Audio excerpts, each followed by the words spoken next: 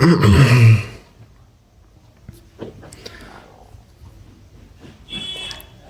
बच्चों, कैसे हो आप लोग? आ, सब कुछ क्लियर दिख रहा है? ये स्क्रीन आपको, ये जो वाइट बोर्ड है, ये इस पे सारा कुछ दिख रहा है। मेरा फ़ोटो आ रहा है ना? और आवाज़ सुनाई दे रही है सबको? ठीक है, कोई दिक्कत नहीं, कोई प्रॉब्लम नहीं। आगे बढ़ सकते हैं। सारी चीज़ें आपको दिख रहा है, वाइट बोर्ड दिख रही है, मेरा फेस दिख रहा है, ये मेरा फेस दिख रहा है पूरा अच्छे से क्लियर। ठीक है, आवाज़ सुनाई दे रही है क्लियर।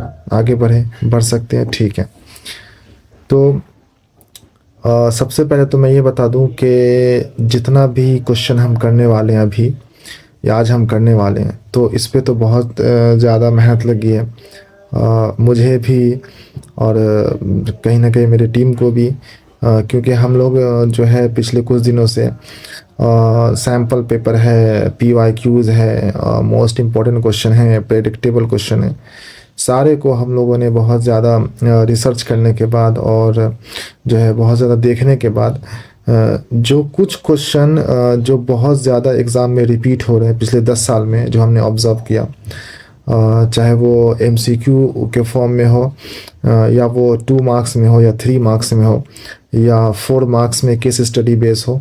केस स्टडी तो उतना रिपीट नहीं होता है, एंड या 5 मार्क्स वाले क्वेश्चन हो।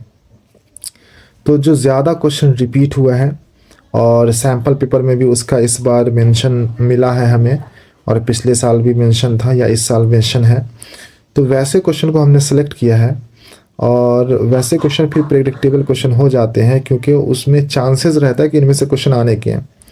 अभी जो लोग मेरे साथ इंस्टाग्राम पे जुड़े हुए हैं, या फेसबुक पे जुड़े हुए हैं, या यूट्यूब पे जुड़े हुए हैं, तो उनको पता होगा कि अभी मैंने कुछ दिन पहले भी मैथ के एक क्वेश्चन ऐसे ही मैंने वीडियो बना कर डाले थे, और जिसमें बच्चों ने कहा था कि हाँ सर, ये क्वेश्चन आ सकता है, क्योंकि और भी जो मैथ्स के टीचर हैं हमारे ऑनलाइन, जो कि बड़े बड़े हैं, हम मैं तो कुछ भी नहीं उनके सामने, और हमसे भी बड़े टीचर सब हैं, तो वो उन लोगों ने भी उन्हीं क्वेश्चन को सिलेक्ट किया।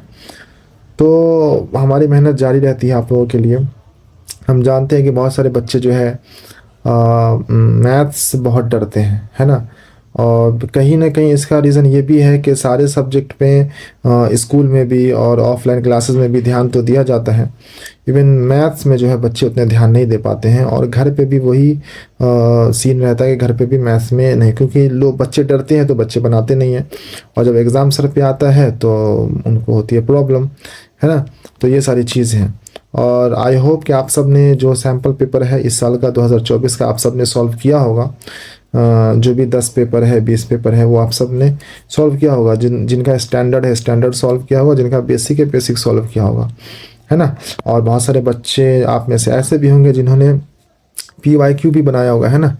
तो उन सब चीज़ों को ध्यान में रखते हुए हम कुछ सिलेक्टेड क्वेश्चन लाए हैं, ठीक है? और उनको हम अभी सॉल्व करेंगे एक एक करके, और अच्छी तरीके से समझाने की कोशिश करेंगे। आप लोग एकदम अच्छे से समझना, और कोई भी ऐसा कंसर्न रहे, कोई भी ऐसी चीज़ रहे, तो आप मुझे इंस्टाग्राम पे आप DM करो, है ना? कमेंट का क्या होता है, यूट्यूब पर हम तो कमेंट तो देखते हैं, लेकिन कभी कभी मिस हो जाते हैं, तो आप इंस्टाग्राम पे मुझे DM करो। इंस्टाग्राम का लिंक मैं डिस्क्रिप्शन में दे दूंगा, और हमारे यूट्यूब के पेज पर भी है, तो आप वहाँ पे मुझे DM करो, या वहाँ पे किसी वीडियो पे आप कमेंट करो, तो वहाँ पे मैं एक्टिव रहता हूँ, तो वहाँ पे मैं आपका कमेंट पकड़ लूँगा। अभी जो कंसर्न रहेगा उसको मिलकर काम करेंगे उस पर, ठीक है?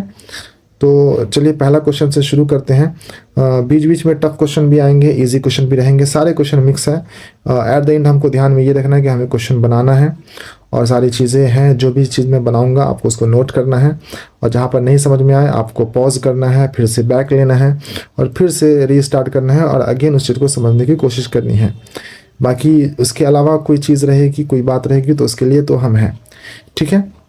तो सबसे पहले हम क्वेश्चन लेते हैं हमारा। ये है आवर फर्स्ट क्वेश्चन, जो कि एरिया रिलेटेड टू सर्कल से है। आई होप कि आप सबको ये क्वेश्चन दिख रही होगी, और सारी चीज़ें क्लियर समझ में आ रही होगी। बोर्ड दिख रहा है, मेरा फेस दिख रहा है, ठीक है, सब कुछ अच्छे से दिख रहा है, ठीक है? चलिए तो ओके करते हैं।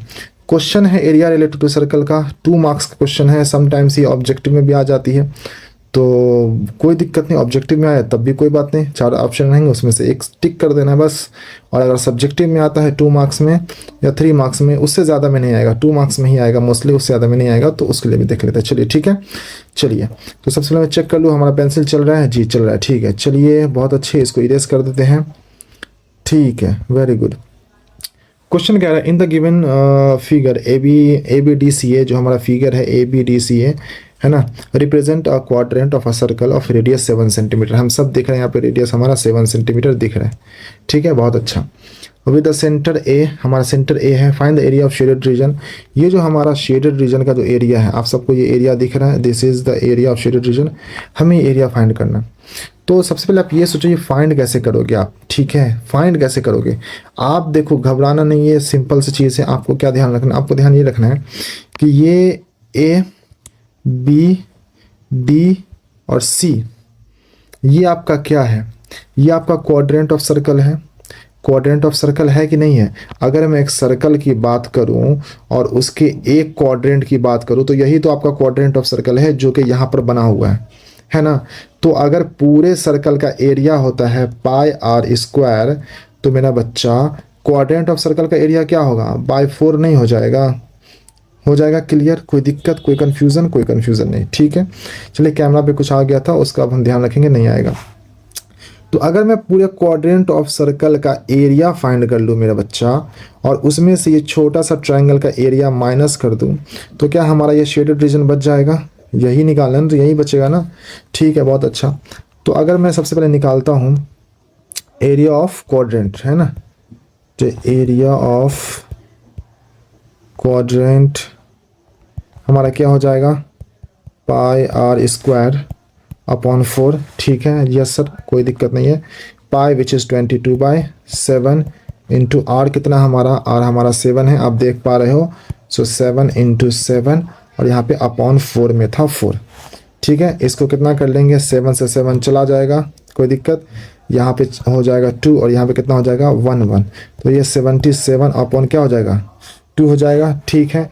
इसको अगर मैं और सॉल्व करूँ तो ये हो जाएगा 38.5 हो जाएगा। कितना हो जाएगा बच्चे, जल्दी बताइए, ठीक है, ये हो जाएगा इतना सेंटीमीटर स्क्वायर। कोई दिक्कत? कोई दिक्कत? कोई दिक्कत नहीं, ठीक है। ये आपका क्या होगा, एरिया ऑफ क्वाड्रेंट, ठीक है। अब आपको क्या निकालना है, एरिया ऑफ ट्रायंगल निकालना है। तो एरिया ऑफ ट्रायंगल कैसे निकालेंगे, so area of triangle which is हमारा क्या है, ए बी ई है, ठीक है, triangle A B E, area of triangle A B हमारा क्या होगा बच्चा, हाँ जल्दी बताइए, 1/2 इंटू बेस इंटू हाइट होगा, यस सर होगा, ठीक है, होगा तो होगा, ठीक है। 1/2 बेस हमारा क्या है इस केस में, बेस हमारा 7 है, यस सर 7 है, 7 कर लीजिए। हाइट हमारा क्या है, हाइट हमारा ये क्या है 2 सेंटीमीटर, तो 2 कर लीजिए। सो 2 से 2 चला गया, तो एरिया ऑफ ट्रायंगल कितना आ गया, 7 सेंटीमीटर स्क्वायर। कोई दिक्कत? कोई दिक्कत मेरा बच्चा? कोई दिक्कत नहीं। चलिए अब हमें एरिया ऑफ शेडेड रीजन निकालना है। तो एरिया ऑफ शेडेड रीजन क्या होगा मेरा बच्चा, शेडेड रीजन क्या हो जाएगा, एरिया ऑफ, आप जो अभी हमने निकाला quadrant which is 38.5 and minus area of triangle जो अभी हमने निकाला 7, तो ये कितना हो गया बच्चा 31.5 सेंटीमीटर स्क्वायर। यही आपका आंसर है इस वाले क्वेश्चन का।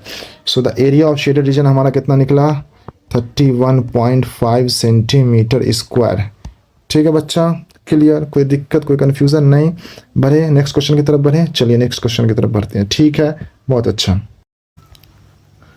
ठीक है, ओके, नेक्स्ट क्वेश्चन की तरफ चलें, ठीक है, चलिए नेक्स्ट क्वेश्चन की तरफ चलते हैं, ठीक है।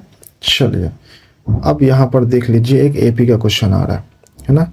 क्वेश्चन पढ़ के डरना नहीं है, घबराना नहीं है, क्वेश्चन देख लीजिए क्या कह रहा है। और ये मेरा one of the favourite question है, मैं अपने क्लासेस में बच्चों को ज़्यादातर एपी में यही क्वेश्चन कराता हूँ। क्वेश्चन क्या कह रहा है कि एक एपी जिसका nth टर्म जो है 1/m है एंड mth टर्म जो है 1/n है, उल्टा है, nth टर्म 1/m है एंड mth टर्म 1/n है। तो आपको mnth टर्म भी निकालना है पहला, एंड दूसरा सम ऑफ mn टर्म भी निकालना है, दोनों निकालना है। दिक्कत नहीं है, 5 मार्क्स का क्वेश्चन है, समटाइम 3 मार्क्स में भी आता है, इसको क्लियर करते हैं, ठीक है। तो क्वेश्चन ये है कि सबसे पहले हम थोड़ा सा जूम कर लेते हैं। सो लिखना क्या है, ये देखिए nth टर्म जो है वो 1/m है, ठीक है। तो nth टर्म का क्या मतलब है, an जो टर्म है वो क्या है 1/m है। तो an को हम क्या लिखेंगे, a plus n minus 1 into D, ये क्या है हमारा 1/m है, ठीक है। चलिए इक्वेशन इसको पहला मान लेते हैं, ठीक है। दूसरा mth टर्म जो है वो 1 क्या है, n है। तो mth टर्म तो बोले तो am इजकल टू क्या हो जाएगा 1/n हो जाएगा। That means a plus m minus 1 into D is equal to क्या हो जाएगा बच्चे 1/n हो जाएगा, ठीक है। इसको इक्वेशन क्या मान लेते हैं बच्चा, इसको इक्वेशन 2 मान लेते हैं, ठीक है। अब इक्वेशन 1 में से इक्वेशन 2 को सॉल्व करेंगे तो a plus n minus 1 into D है, यहाँ पे क्या हो जाएगा a plus m minus 1 into D. दोनों इक्वेशन को हम सॉल्व कर रहे हैं बस, और कुछ नया नहीं कर रहे हैं। यहाँ पे क्या हो जाएगा 1/n जो कि हमारा इक्वेशन 2 है। दोनों को सॉल्व करेंगे, माइनस माइनस माइनस कर देते हैं, ठीक है, कोई दिक्कत नहीं। यहाँ से a कैंसिल हो जाएगा कैंसिल हो जाएगा। यहाँ पे बचेगा n माइनस m और इंटू में d, और यहाँ पे बच जाएगा 1 सेकेंड नॉट 1/, यहाँ पे बच जाएगा हमारा हमारा यहाँ पे अगर हम इसको सॉल्व करेंगे तो ये हमारा बच जाएगा n माइनस m और अपॉन mn, यही बच जाएगा, ठीक है। बोलोगे सर ये कैसे हुआ, तो ये ऐसे हुआ बच्चा, इसको मैं आपको दिखा देता हूँ। इस चीज़ को हमने सॉल्व किया है कुछ इस तरीके से। यहाँ पर मैं लिखता हूँ 1/m माइनस 1/n होता, ये जो चीज़ है ये जो चीज़ है इसको 1/m माइनस 1/n होता, ठीक है, कोई दिक्कत नहीं। सब्ट्रैक्ट कीजिए, एलसीएम लीजिए, mn यहाँ पे क्या हो जाएगा n माइनस m हो जाएगा। इसी चीज़ को तो हम यहाँ पे लिख रहे हैं बच्चा, ये जो हम लिख रहे हैं इसी चीज़ को तो यहाँ लिख रहे हैं, ठीक है। n माइनस m चला गया कैंसल, तो d इक्वल टू क्या हो गया 1/mn। अब d इक्वल टू 1/mn हो गया, कोई दिक्कत यहाँ पे कोई दिक्कत नहीं। इसको हम किसी भी इक्वेशन में पुट करेंगे, a का वैल्यू निकालेंगे। लेट्स सपोज कि हम इसको पुट करते हैं, पुट इन इक्वेशन 2, हम 2 में पुट करते हैं तो हमारा इक्वेशन 2 क्या है, a plus m minus 1 into D is equal to 1/n है, ठीक है, कोई दिक्कत नहीं। So a plus m minus 1 into D की वैल्यू अभी क्या हमने निकाली है 1/mn निकाली है, तो 1/mn डाल देते हैं इक्वल टू 1/n, ठीक है। इसको हम यहाँ पे सॉल्व करेंगे तो a प्लस क्या हो जाएगा, यहाँ पे हो जाएगा m डिवाइडेड बाई mn, और यहाँ पे हो जाएगा माइनस 1/mn हो जाएगा। एक m से एक m कैंसिल हो गया, इधर 1/n रह जाएगा, तो यहाँ पे बचेगा a प्लस एलसीएम ले लेंगे तो आ जाएगा mn माइनस 1 और डिवाइड बाय हो जाएगा mn, ठीक है। इक्वल टू क्या बच जाएगा, इधर n बच जाएगा। कोई दिक्कत नहीं बच्चा, आगे देखिए, ठीक है। इन सारे चीज़ को हम RHS में ले जाएंगे तो a इक्वल टू क्या हो जाएगा 1/n और minus mn minus 1 divide by mn हो जाएगा, कोई दिक्कत नहीं। ब्रैकेट खोल देते हैं 1/n माइनस mn और प्लस 1 डिवाइड बाय mn हो जाएगा, ठीक है। एलसीएम ले लेते हैं तो एलसीएम तो mn ही आएगा, इधर बच जाएगा mn माइनस mn और हो जाएगा प्लस 1, ठीक है। mn से mn चला गया तो a इक्वल टू क्या आया, a इक्वल टू आ गया 1/mn। तो a की भी वैल्यू कितनी आई बच्चा, a की भी वैल्यू आई 1/mn, d की भी वैल्यू 1/mn हमने यहाँ निकाला था, और a की भी वैल्यू क्या आई 1/mn, ठीक है। कोई कन्फ्यूज़न अब तक नहीं, कोई दिक्कत नहीं, आगे चलते हैं। मैं कुछ नहीं कर रहा हूँ, मैं सिर्फ फॉर्मूले पे वैल्यू पुट कर रहा हूँ और कैलकुलेशन कर रहा हूँ, बस ये अपने आप ये वैल्यूज आ रहे हैं, ठीक है। अब हमें mnth टर्म निकालना है। क्वेश्चन क्या बोल रहा है बच्चा मेरा, mnth टर्म निकालना है। यहाँ पर देख रहे हो mnth टर्म, तो mnth टर्म क्या होगा, mn टर्म निकालना है हमें, this is the mnth term. तो mnth टर्म क्या होगा, mn टर्म क्या होगा, a plus mn minus 1 into D, यही होगा, बिल्कुल सही, कोई दिक्कत नहीं। a की वैल्यू अभी हमने निकाला mn निकाला ना, एंड प्लस mn माइनस 1, और d की भी वैल्यू अभी हमने निकाला 1/mn, निकाला है ना, कोई दिक्कत नहीं। अब हम क्या करेंगे, अब हम इसको सॉल्व करेंगे, क्योंकि ये मल्टीप्लाई में है तो ये 1/mn ऐसा ही एज इट इज़ उतर जाएगा। यहाँ पे क्या हो जाएगा, जब ये मल्टीप्लाई होगा तो क्या होगा mn/mn और माइनस 1/mn हो जाएगा, ठीक है। ये क्या हो जाएगा, कैंसिल हो जाएगा, ठीक है। तो क्या हो जाएगा 1/mn प्लस 1 और माइनस 1/mn हो जाएगा, ठीक है। यहाँ पर एलसीएम ले लेंगे तो क्या हो जाएगा mn हो जाएगा 1, यहाँ पे हो जाएगा mn और यहाँ पे हो जाएगा हमारा -1। 1 से 1 चला गया, ठीक है, कोई दिक्कत। तो यहाँ पे हमारा क्या बचेगा, यहाँ पे बचेगा mn/mn, तो इसको कैंसिल आउट कर देंगे तो ये हमारा 1 आंसर आ जाएगा। सो amn टर्म हमारा क्या निकला बच्चा, ये हमारा निकला 1, ठीक है। चलिए अब हमें क्या निकालना है, चलिए अब हम निकालेंगे SMN टर्म। देखिए क्वेश्चन का जो नेक्स्ट पार्ट है वो क्या कर रहा है, सम ऑफ mn टर्म निकालना, सम ऑफ, तो दैट मीन्स हमें SMN निकालना है ना। तो हमारा SMN टर्म निकालना है, that means sum of mn निकालना है। तो क्या हो जाएगा, mn/2 इंटू a+l, जो हमारा लास्ट टर्म वाला फॉर्मूला याद है, लास्ट टर्म वाला फॉर्मूला a+l। तो हमारा लास्ट टर्म यहाँ पे क्या है सर, तो हमारा लास्ट टर्म हमारा यहाँ पे ये है amn जो है, जो 1 आया, ये तो हमारा लास्ट टर्म है। तो यहाँ पर हमने डायरेक्ट l यूज़ कर लिया, ठीक है, ये भी एक फार्मूला है, ठीक है। सो mn/2 और a हमारा क्या आया था, a याद है, a हमारा आया था 1/mn और प्लस l जो कि लास्ट में हमारा क्या आया है, ये आया है 1, ठीक है, कोई दिक्कत। इसको सॉल्व कर ले, तो सॉल्व कर लेते हैं, तो ऊपर हो जाएगा mn और नीचे हो जाएगा mn/2 हो जाएगा। अगर हम मल्टीप्लाई करें इसको तो यही हो जाएगा, तो mn से mn चला गया और आगे हो जाएगा mn/2 हो जाएगा। तो ऊपर हो गया 1/2 और यहाँ पे हो गया mn/2। इन दोनों को ऐड करेंगे तो 2 नीचे और ऊपर आ गया 1 + mn। तो सम ऑफ mn टर्म हमारा क्या आ गया बच्चा, 1 + mn/2, यही आ गया। कोई दिक्कत, कोई कंफ्यूजन नहीं, ठीक है, आगे बढ़े, ठीक है। चलिए नेक्स्ट क्वेश्चन पे आते हैं। ठीक है बच्चा, तो चलिए हमने क्वेश्चन ऐड कर लिया है। आप क्वेश्चन देख लीजिए, क्वेश्चन थोड़ा सा ब्लरी है लेकिन दिखेगा क्लियर। सो हमारा जो नेक्स्ट क्वेश्चन है ये ट्रायंगल से रिलेटेड है। क्वेश्चन मैं एक बार पढ़ देता हूँ। क्वेश्चन कह रहा है कि in the given figure PA, QB and RC are each perpendicular to AC। 3 line दिख रहा है आपको, है ना, AP दिख रहा है, BQ दिख रहा है और CR या RC दिख रहा है। ये तीनों परपेंडिकुलर किस पर है बच्चे, ये तीनों AB पर, AC पर परपेंडिकुलर है, ठीक है। ये क्वेश्चन बड़ा इंपॉर्टेंट है, थोड़ा अच्छे से देखना है, ठीक है। इसमें से AP बराबर x जो कि फिगर में दिया हुआ दिख रहा है, BQ बराबर y दिया हुआ है और CR बराबर z दिया हुआ है, ठीक है। तो हमें प्रूफ करना है 1/x is plus 1/z is equal to 1/y, ये प्रूफ करना है, ठीक है, बड़ा इंपॉर्टेंट है। अब ये ध्यान रखना है कि मैं जिस ट्रायंगल का यहाँ पर नाम लूँगा या लिखूँगा या जिस भी साइड के बारे में मैं बात करूँगा, आपको फिगर में वो साइड या वो ट्रायंगल देखना है, ठीक है, ये ध्यान रखना है। चलिए, तो सबसे पहले मैं लिखता हूँ in triangle PAC and triangle QBC। आपने देख लिया in triangle PAC and triangle QBC, देख लिया। अगर मैं बोलूँ कि ट्रायंगल PAC सिमिलर है ट्रायंगल QBC के, तो कोई दिक्कत है, कोई दिक्कत नहीं सर, ये दोनों ट्रायंगल आपस में सिमिलर है। आप जानते हो वो ट्रायंगल का जो प्रॉपर्टीज़ है उससे सिमिलर है, आपको उतना करने की ज़रूरत नहीं, बस इतना काफ़ी है। और जब ये सिमिलर होगा तो क्या मैं लिख सकता हूँ x/y, that means this side upon this side is equal to AC/AB। क्या मैं लिख सकता हूँ बच्चा, बताओ, लिख सकता हूँ, बिल्कुल लिख सकता हूँ।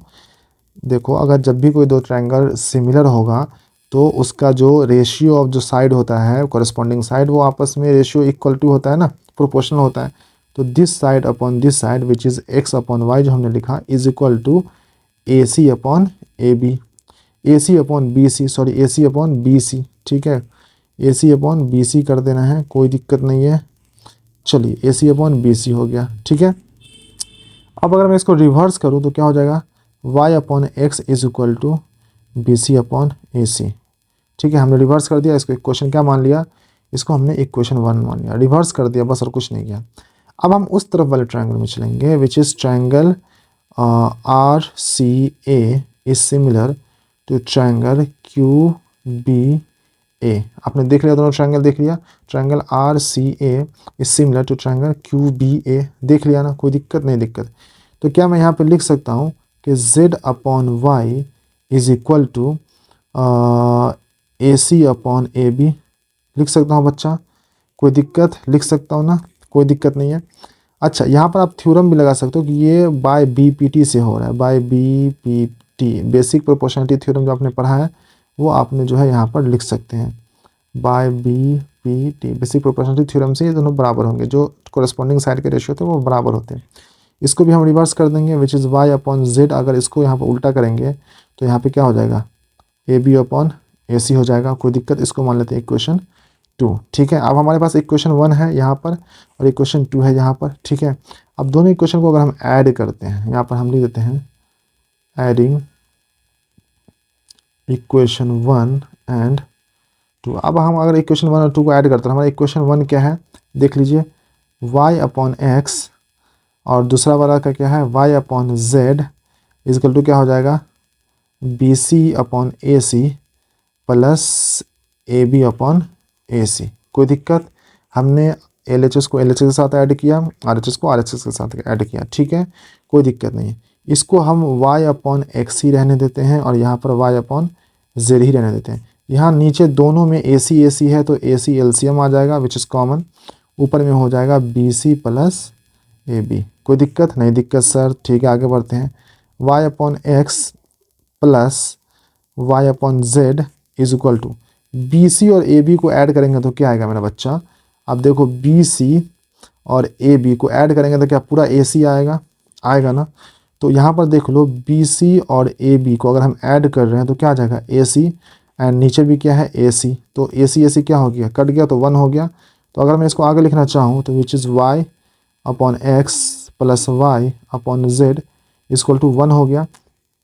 अब कुछ नहीं करना है, divide both side by y। अब हम LHS में भी RHS में y से डिवाइड करेंगे तो y अपॉन एक्स को भी डिवाइड करते हैं किससे, 1 अपॉन वाई, मतलब y से डिवाइड करते हैं, and plus y upon Z को भी क्या करते हैं, y से डिवाइड करते हैं, और इधर 1 को भी किससे डिवाइड करते हैं, y से डिवाइड करते हैं। तो यहाँ से y चला गया, यहाँ भी y से y चला गया, तो क्या बचा 1 upon X plus 1 upon Z is equal to 1 upon Y बचा, एंड यही आपको प्रूफ करना था, हेंस प्रूव्ड। ठीक है, कितना आसान था ये क्वेश्चन, कितना आसान था ये क्वेश्चन, कितना। अब अगर आप फिगर देखो तो ये क्या क्वेश्चन क्या कह रहा है, बच्चे डर जाएंगे ये क्या प्रूफ करना है सर, क्या प्रूफ करना है, क्या था, कुछ नहीं था। हमने एक बार इधर के ट्रायंगल को हमने सिमिलर करके हमने बेसिक प्रोपोर्शनल थ्योरम लगा दिया, एक बार इधर के ट्रायंगल को हमने लेकर बीपीटी थ्योरम लगा दिया, और दोनों इक्वेशन को हमने ऐड कर दिया, बस हमारा यहाँ पर इक्वेशन निकल गया, हेंस प्रूव्ड। ये तो हमें प्रूफ करना था। कोई दिक्कत नहीं, दिक्कत। नेक्स्ट क्वेश्चन की तरफ बढ़ें, चलिए नेक्स्ट क्वेश्चन की तरफ बढ़ते हैं। चलो हमने नेक्स्ट क्वेश्चन ऐड कर लिया, नेक्स्ट क्वेश्चन की तरफ बढ़ते हैं। क्वेश्चन पढ़ लेते हैं, क्वेश्चन क्या कह रहा है। ठीक है, क्वेश्चन ये जो है ये आपका लीनियर इक्वेशन इन 2 वेरिएबल का क्वेश्चन है। ठीक है, अब इसमें क्या कह रहा है ये देख लेते हैं। In a chemistry lab there is some quantity of 50% acid solution and some quantity of 25% acid solution. How much of each should be mix to make 10 litres of 40% of acid solution. अब question तो बड़ा difficult लग रहा है sir, ये क्या है sir, को तो समझ ही नहीं आ रहा। कुछ समझना, आपको उतना दिमाग नहीं लगाना। आप देखो एकदम सिंपल तरीके से करना है। पहले मैं समझा देता हूँ कि क्वांटिटी है जिसका 50% ऑफ एसिड सॉल्यूशन है एंड 25% ऑफ एसिड सॉल्यूशन है, तो बोला कि उसमें कितना हम मिक्स करें जो 10 लीटर और 40% एसिड सॉल्यूशन हो जाए। ठीक है, तो सबसे पहले हम लेट करेंगे क्योंकि लीनियर इक्वेशन इन 2 वेरिएबल का क्वेश्चन है, तो आपको इसमें x भी देखने को मिलेगा और इसमें y भी देखने को मिलेगा, दोनों वेरिएबल्स देखने को मिलेंगे। तो चलिए हम मान लेते हैं कि let x and y be the acid solution. ठीक है, हमने मान लिया let x and y be the acid solution. ठीक है, सो दोनों का मिक्सचर कितना है, 10 लीटर्स है। So according to the question x plus Y, जो दोनों का जो हमने माना, x लीटर मान लेते हैं और y लीटर मान लेते हैं। ठीक है, x litre and y litre, तो दोनों का जो मिक्सचर है, दोनों का जो कॉम्बिनेशन है वो कितना है, 10 लीटर्स है। तो इज इक्वल टू क्या हो जाएगा, 10 हो जाएगा। इसको हम मान लेते हैं इक्वेशन 1। ठीक है, कितना सिंपल, इक्वेशन 1 क्रिएट हो गया। अब हम इसी को आगे लेके चलते हैं। x लीटर जो हमने माना है, जो कि पहला वाला, तो उसका 50% एसिड सॉल्यूशन, तो इसका 50% का क्या मतलब है, 50 अपॉन 100 है ना, एंड प्लस y सॉल्यूशन जो है उसका कितना 25% ऑफ एसिड है, तो इसको क्या करेंगे 25 अपॉन 100 कर देंगे। कितना आसान है। इज इक्वल टू जो 10 लीटर हमारा बन रहा है वो क्या बोला, 40% ऑफ एसिड सॉल्यूशन होगा। तो 10 को क्या कर देंगे, 40% निकालने के लिए 40 अपॉन 100। सिंपल, कितना सिंपल है ना। जो क्लियर कर देते हैं तो कितना हो जाएगा, 2 हो जाएगा। तो यहाँ पे हो गया x अपॉन 2। ठीक है, यहाँ पे प्लस 4 हो जाएगा तो क्या हो जाएगा y अपॉन 4 हो गया। और यहाँ पर क्या हो जाएगा बच्चे, यहाँ पर हो जाएगा ओनली 4। ठीक है, एलसीएम ले लें, ठीक है ले लेते हैं। 4 हो जाएगा 2x plus Y is equal to 4। तो यहाँ पर आपका जो आएगा, आगे बढ़ते हैं, 4 चला गया इधर तो 2x plus Y is equal to 16, ये आपका इक्वेशन 2 हो गया। ठीक है, अब दोनों इक्वेशन हमारे पास आ गए।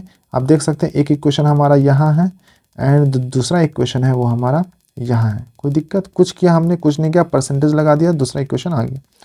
ठीक है, अब दोनों इक्वेशन को सॉल्व करेंगे तो यहाँ पर हम लिखेंगे by solving equation 1 and 2 we get. Equation 1 and 2 solve करने के बाद जो हमें मिल रहा है वो क्या मिल रहा है, तो सॉल्व करते हैं।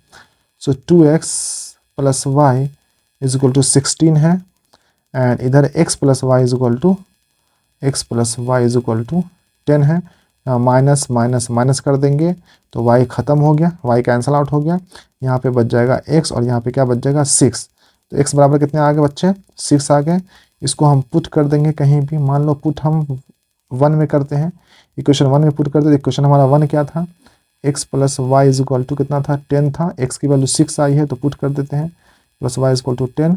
तो y इज इक्वल टू कितना आ गया बच्चे, 10 minus 6, that means y is equal to 4 आ गया। ठीक है, तो x इज इक्वल टू आ गया 6, y इज इक्वल टू आ गया 4। तो इसको हम लिखेंगे कैसे, इसको हम लिखेंगे कि 6 लीटर ऑफ 50% सॉल्यूशन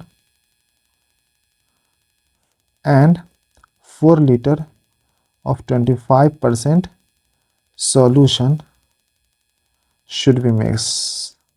ठीक है, should be mixed to make 10 liter of 40% solution। ठीक है, कोई दिक्कत, कोई दिक्कत ना। तो 6 लीटर ऑफ 50% सॉल्यूशन और 4 लीटर ऑफ 25% सॉल्यूशन, जो हमारा 6 और 4 आया है ये लीटर में है ना, क्योंकि बच्चा अभी हमने इसको लीटर में माना था ना, let X litre and Y litre. तो हमारा जो आंसर है वो यहाँ पर लीटर में होगा। सो 6 litre of 50% solution and 4 litre of 25% solution should be mix to make 10 litre of 40% solution. ठीक है, आसान था, कोई मुश्किल नहीं। ये सब 3 नंबर वाले सवाल हैं, ज़्यादा मुश्किल नहीं है। ठीक है, चलिए नेक्स्ट क्वेश्चन पे चले।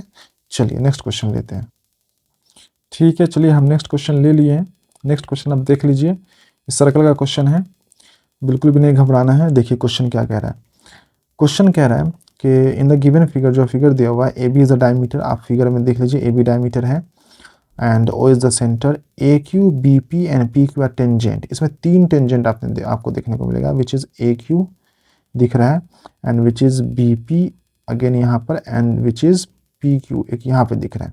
ठीक है, तो जो सर्कल, तो प्रूफ करना है कि एंगल पी ओ क्यू जो है वो 90 डिग्री होगा। दैट मीन्स आपको ये वाला एंगल जो है ये आपको 90 डिग्री प्रूफ करना है। 1 सेकेंड, ये एंगल जो आपको क्या प्रूफ करना है बच्चा, ये एंगल 90 डिग्री प्रूफ करना है। ठीक है, सो ये 90 डिग्री प्रूफ करने के लिए हम क्या करेंगे, और यहाँ पर एक छोटा सा कंस्ट्रक्शन लगेगा। कंस्ट्रक्शन क्या है, कंस्ट्रक्शन ये है कि हम यहाँ से एक ओ से एक लाइन ड्रॉ करेंगे विच इज़ परपेंडिकुलर होगा पी क्यू पर।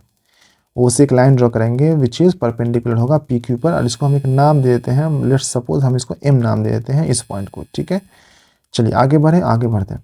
सबसे पहले हम आते हैं इन ट्रायंगल। देखिए जिस ट्रायंगल का हम नाम लेंगे आपको देखना है, in triangle A O Q and triangle O M Q. आपने देख लिया, इन ट्रायंगल ए ओ क्यू देख लिया and triangle O M Q भी देख लिया। ठीक है, इसमें अगर हम बात करें तो ए क्यू इज इक्वल टू हमारा एम क्यू है।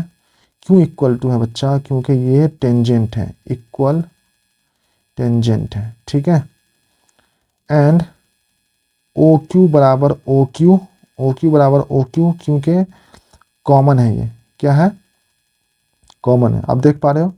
एंड ए ओ बराबर ओ एम है। क्यों बराबर है ये दोनों, क्योंकि इक्वल रेडियाई है, दोनों क्या है, इक्वल रेडियाई है, रेडियस है दोनों। तो एस एस एस से हमारा दोनों ट्रायंगल क्या हो गया, कॉन्ग्रुएंस हो गया। तो हम यहाँ पर लिख सकते हैं कि by S S S criterion triangle A O Q congruence is triangle O M Q. अब बोलोगे सर ये कॉन्ग्रुएंस हमने क्यों किया, ये कॉन्ग्रुएंस हमने इसलिए किया बच्चा, क्योंकि इस कॉन्ग्रुएंस से हमारा एंगल जो है so angle A O Q बराबर हो जाएगा एंगल एम ओ क्यू के। ठीक है, दैट मीन्स मैं यहाँ पर दिखा देता हूँ, हमारा ये वाला एंगल इस वाले एंगल के बराबर हो गया। ठीक है, प्रॉपर्टी इसमें लगेगा by C P C T से, by C P C T. ठीक है, ये बराबर हो गया। चलिए अब हम आगे चलते हैं बच्चा, कौन से ट्रायंगल में, अब हम चलते हैं नीचे वाले ट्रायंगल में, जो दो ट्रायंगल है हम लिखेंगे, आपको देखना है। In triangle O B P and triangle O M P, दिख गया, O B P and triangle O M P. तो इसमें अगर हम बात करें तो again B P is equal to M P है, क्योंकि इक्वल टेंजेंट है, इक्वल टेंजेंट है। ठीक है, and O P is equal to O P, दोनों ट्रायंगल में। तो क्या हो गया बच्चा, ये कॉमन हो गया, कोई दिक्कत नहीं। And O B is equal to O M है, ये क्या है, अगेन वही चीज़, ये इक्वल रेडिया है, क्या है, इक्वल रेडिया, दोनों रेडियस है। सो इसके लिए भी by S S S side side side criterion से, by side side side criterion से triangle O B P congruence होगा ट्रायंगल ओ एम पी के। और जब ये कॉन्ग्रुएंस होगा बच्चा तो एंगल बी ओ पी बराबर होगा एंगल एम ओ पी के by C P C T, by C P C T. ठीक है, तो इस केस में आपका दो ट्रायंगल बराबर हो रहा है, which is angle which is ये एंड ये। ठीक है, दो ट्रायंगल बराबर हो रहा है। अब हम यहाँ पे लीनियर प्रॉपर्टी लगाएंगे। ठीक है, थोड़ा सा और आगे बढ़ते हैं, यहाँ पर हम लिखते हैं कि क्या हम यहाँ पर लिख सकते हैं कि ये एंगल, ये एंगल, ये एंगल, ये एंगल, चारों का सम 180 लिख सकते हैं, क्योंकि ये सब एक ही लाइन पर है, तो चारों का जो एंगल होगा वो क्या हो जाएगा, 180 हो जाएगा। तो क्या हम चारों एंगल का सम 180 लिख सकते हैं, दैट मीन्स ये वाला एंगल, ये वाला एंगल एंड ये एंगल और ये एंगल, चारों एंगल का सम 180 है। तो मैं यहाँ पर लिख देता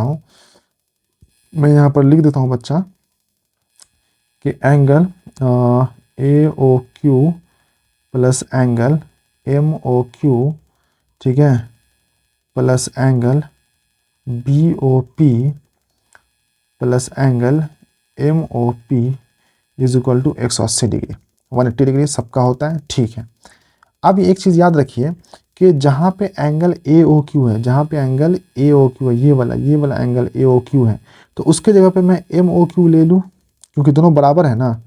तो ए ओ क्यू की जगह पे मैं क्या ले लूँ, एम ओ क्यू। तो मैं ए ओ क्यू की जगह लिख सकता हूँ एंगल एम ओ क्यू, और ये वाला भी angle M O Q.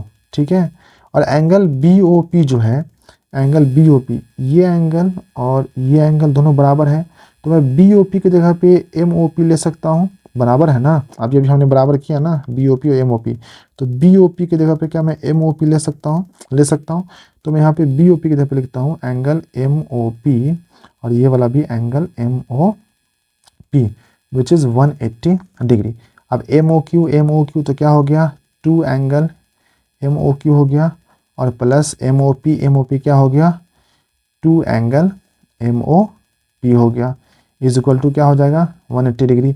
To common लेंगे तो angle M O Q plus angle M O P बचेगा। ठीक है, विच इज़ 180 डिग्री।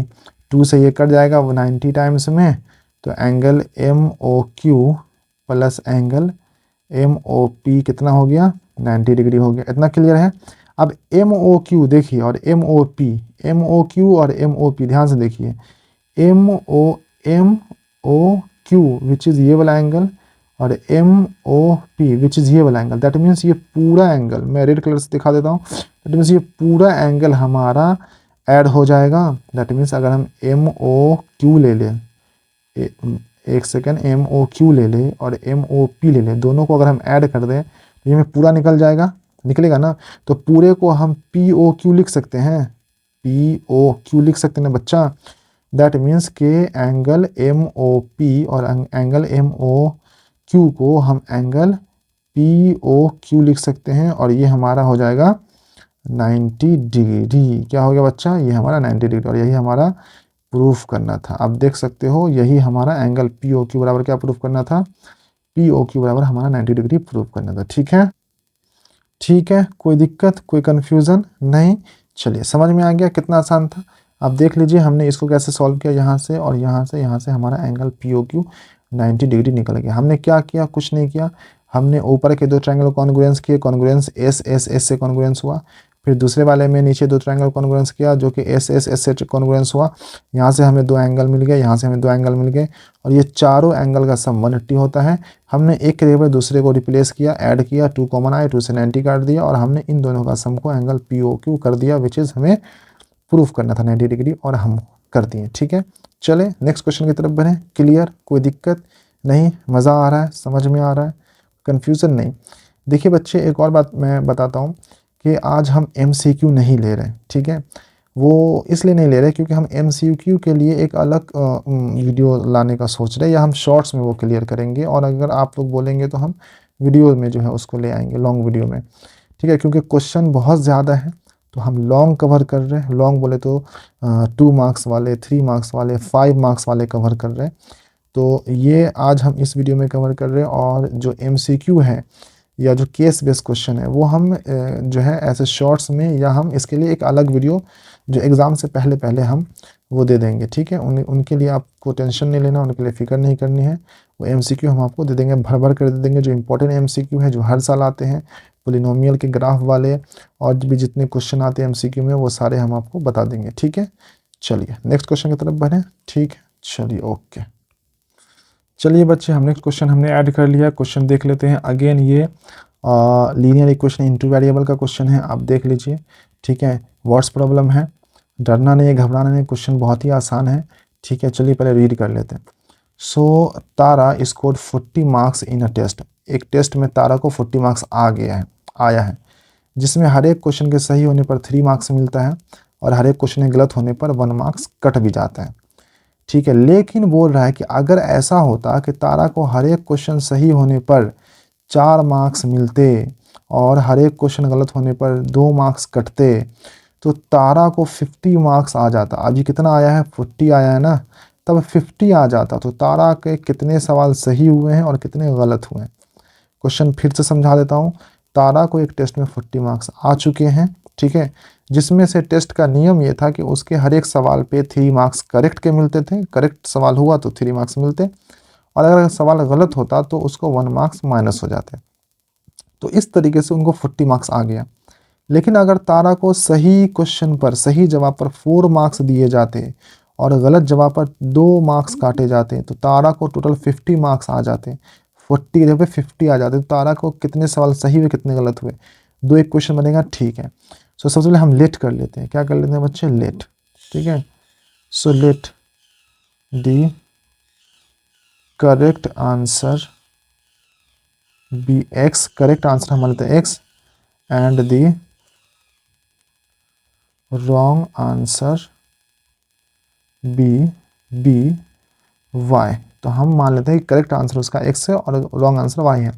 तो पहले क्वेश्चन में मैं यहाँ पे लिख देता हूँ, अकॉर्डिंग टू द क्वेश्चन, पहले सिचुएशन में क्या है कि जो सवाल है और सही वाले और जो गलत वाले, ठीक है, उनको क्या है कि उनको अगर हम ऐड कर देंगे, ठीक है, दैट मीन्स नॉट ऐड, उनको अगर हम सब्ट्रैक्ट कर देंगे, ठीक है, 1 सेकेंड, तो उसको 40 मार्क्स आते। लेकिन ये है कि सही सवाल पे 3 मार्क्स मिल रहे हैं, दैट मीन्स 3x, और गलत जवाब पे 1 मार्क्स जा भी रहे हैं, that means -1y is equal to 40। ये आपका इक्वेशन 1 हो गया।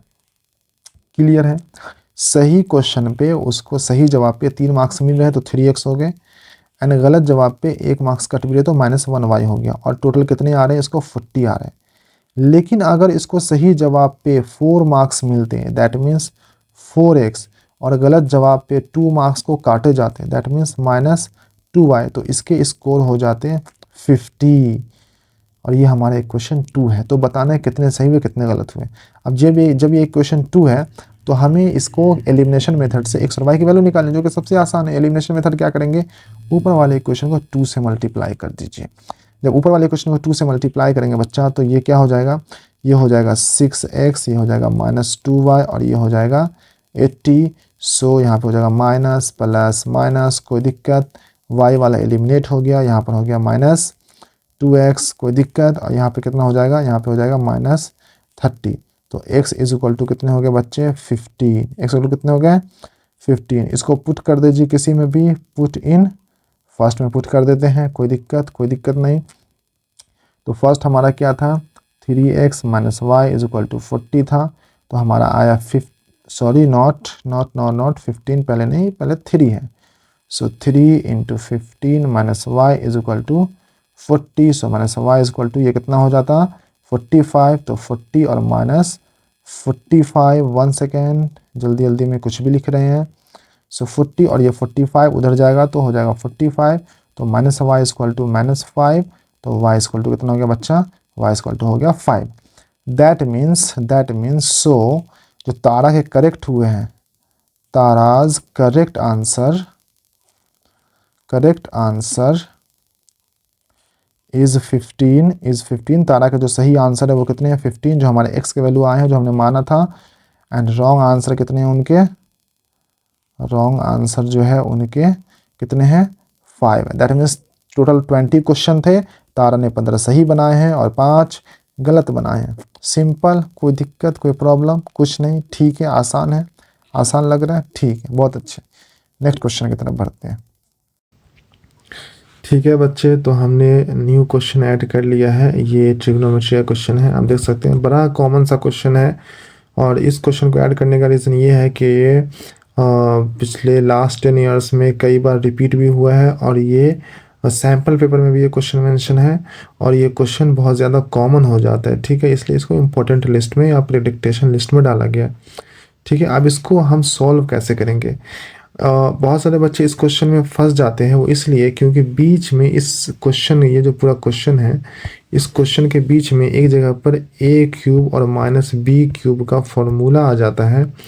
तो इस फॉर्मूला जो है इसको नहीं मालूम होने की वजह से, नहीं पता होने की वजह से बच्चे जो है इसको क्या कर देते हैं कि इस क्वेश्चन में फंस जाते हैं बीच में। ठीक है, तो वो हम देखेंगे कैसे करेंगे, उसकी टेंशन नहीं लेना है।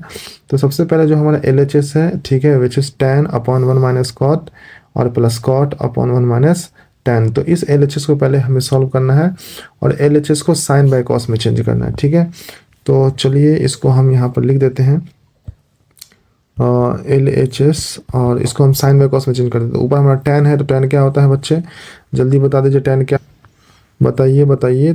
ठीक है, तो मैं इसको लिख देता हूँ sin/cos। tan क्या मेरा होता है sin/cos, और नीचे है मेरा 1 - cot, तो 1 - cos/sin लिख सकता हूँ। ठीक है, चलिए कोई दिक्कत नहीं है। फिर ऊपर यहाँ पे cot है, तो cot का cos/sin होगा, और यहाँ पे हो जाएगा 1 - sin/cos हो जाएगा। ठीक है, कोई दिक्कत नहीं है। नीचे LCM लेंगे, ऊपर ऐसे ही छोड़ देते, नीचे LCM लेंगे तो sin/cos हो गया।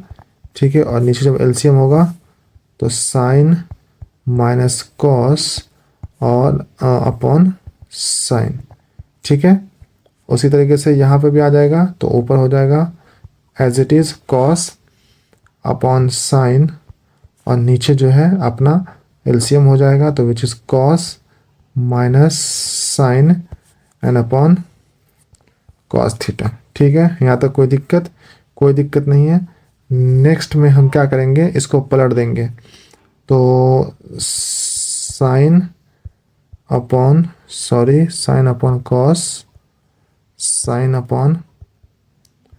cos and into sin upon sin upon sin cos। ठीक है, अब देख रहे हो हम क्या कर रहे हैं, हमने इसको पलट दिया है, ये जो चीज़ है इसको हमने पलट दिया बस, और कुछ नहीं किया है।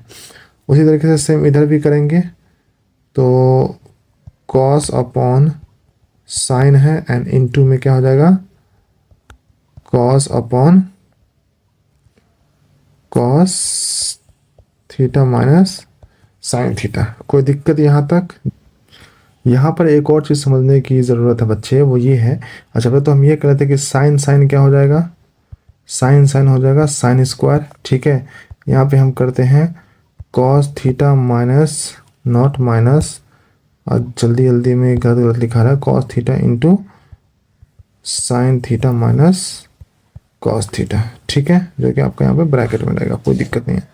एंड प्लस ऊपर में हो जाएगा यहाँ पे कॉस स्क्वायर थीटा। यहाँ पर हमें क्या करना है बच्चा, इसे याद रखिए, आपका यहाँ पे साइन माइनस कॉस है, यहाँ पे कॉस माइनस साइन है, ठीक है। तो अगर इसको भी मुझे साइन माइनस कॉस बनाना होगा तो ये वाला प्लस को माइनस करना होगा।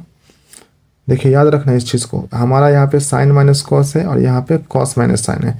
हमें यहाँ पे भी जो है ना साइन माइनस कॉस ही चाहिए ताकि कॉमन लिया जा सके, तो उसके लिए आपको इस वाले प्लस को माइनस बनाना होगा। दैट मीन्स ये जो हमारा प्लस था इसको हमें करना होगा माइनस। तो ये वाला साइन तो एज इट इज़ साइन हो जाएगा, ठीक है, और ये हो जाएगा आपका साइन माइनस कॉस, ठीक है, कोई दिक्कत। अब यहाँ भी sine minus cos, sine minus cos तो कॉमन ले लेंगे तो क्या हो जाएगा बच्चा, 1 साइन माइनस कॉस। कोई दिक्कत, कोई दिक्कत, जल्दी बताइए, कोई दिक्कत नहीं। यहाँ पे हो जाएगा sine square theta upon cos theta, और यहाँ पे हो जाएगा cos square theta upon sine theta. कोई दिक्कत नहीं। चलिए अब समझ लेते थोड़ा सा। यहाँ पे again 1 sine theta minus cos theta. अब जब हम इसको एलसीएम लेंगे बच्चे तो क्या आ जाएगा, कॉस साइन आ जाएगा। एलसीएम लेंगे यहाँ पे क्या हो जाएगा, साइन क्यूब हो जाएगा, और यहाँ पे क्या हो जाएगा बच्चे, कॉस क्यूब हो जाएगा, ठीक है। अब यही वो फार्मूला है जिसकी हमने शुरू में बात की थी कि यहाँ पर ए क्यूब माइनस बी क्यूब का फार्मूला आ जाता है। अच्छा वो फार्मूला क्या है वो भी हम बता देते हैं, ठीक है। यहाँ पर तो पहले मैं एज इट इज़ इस चीज़ को पहले मैं एज इट इज़ लिख देता हूँ, विच इज़ आपका 1 साइन माइनस कॉस, ठीक है, कोई दिक्कत। एंड यहाँ पर जो ए क्यूब और बी क्यूब है इसका फार्मूला पहले मैं यहाँ पर दे देता हूँ, A cube and minus B cube. तो इसका जो फार्मूला होता है बच्चे वो होता है A minus B into A square plus B square plus A B, ठीक है। इस फार्मूले को याद रखना है, A cube minus B cube का formula A minus B into A square plus B square plus A B, ठीक है, कोई दिक्कत, कोई दिक्कत नहीं है। तो इसी फार्मूले को हम यूज़ करते हैं। तो ए माइनस बी हमारा, अच्छा नीचे मेरा एज इट इज़ क्या है, साइन कॉस है, तो नीचे को हम as it is sine into cos रख देते हैं। ऊपर जो है इसके जगह पे हमने क्या रखेंगे, तो A minus B that means sine minus cos, ठीक है, एंड इनटू में जो है ए स्क्वायर, ठीक है, इनटू में जो है A square plus B square plus A B that means sine और कॉस, ठीक है, कोई दिक्कत नहीं, यही फॉर्मूला है, ठीक है। चलिए अब यहाँ पर अगेन, अच्छा पहले एक चीज़ तो ये देख लीजिए कि ये साइन माइनस कॉस और ये साइन माइनस कॉस चला गया ना, इसकी तो कोई ज़रूरत नहीं है, तो इधर वाला टर्म ही चला गया, ये 1 वाला टर्म ही चला गया। तो डायरेक्ट अब मेरे पास बचा क्या, यहाँ पर देखिए, यहाँ पे sine square plus cos square है, तो sine square plus cos square क्या होता है बच्चे, 1 होता है, ठीक है, प्लस साइन इंटू कॉस, ठीक है, कोई दिक्कत। और नीचे में आपका क्या है, साइन इंटू कॉस, ठीक है। हम इसको अलग कर लेते हैं, एक बार 1 साइन इंटू कॉस कर लेते हैं, ठीक है, और एक बार sine into cos upon sine into cos कर लेते हैं, ठीक है, कोई दिक्कत। यहाँ पे समझ में नहीं आया क्या कि हमने, अरे मेरे बच्चे अगर बात सुनिए, अगर मेरे पास 1 प्लस ए अपॉन बी होगा तो हम इसको 1 अपॉन बी और प्लस ए अपॉन बी नहीं कर सकते हैं, कर सकते हैं ना, यहाँ पे प्लस होगा, सॉरी यहाँ पे होगा प्लस, कर सकते हैं ना। तो यही चीज़ हमने बताया ना कि अगर 1 plus sine cos by sine cos है तो 1 अपॉन साइन कॉस को हमने अलग कर दिया और sine cos upon sine cos को अलग कर दिया, तो ये कट गया तो हो गया 1, हो गया ना 1। चलिए अब आगे देखिए, सॉल्व हो गया, बस आंसर आ ही जाएगा थोड़ी देर में। तो इधर तो हो गया 1 अपॉन साइन इंटू कॉस, और इधर क्या हो गया बच्चे 1। अब 1 upon sine into 1 upon cos कर लेते हैं, और प्लस क्या है 1 है, 1 अपॉन साइन को हम क्या कर ले, एक को कर लेते हैं हम कॉस सेक, एक को कर लेते हैं सेक, ठीक है, इंटू सेक, और ये क्या हो गया +1। दैट मीन्स हमारा जो RHS था वो क्या था 1 + सेक इंटू कॉस। ठीक है, तो इसको हम अरेंज कर लेंगे 1 + सेक इंटू कॉसेक। ठीक है, कॉसेक थीटा, और यही है आपका RHS। ठीक है, कोई दिक्कत?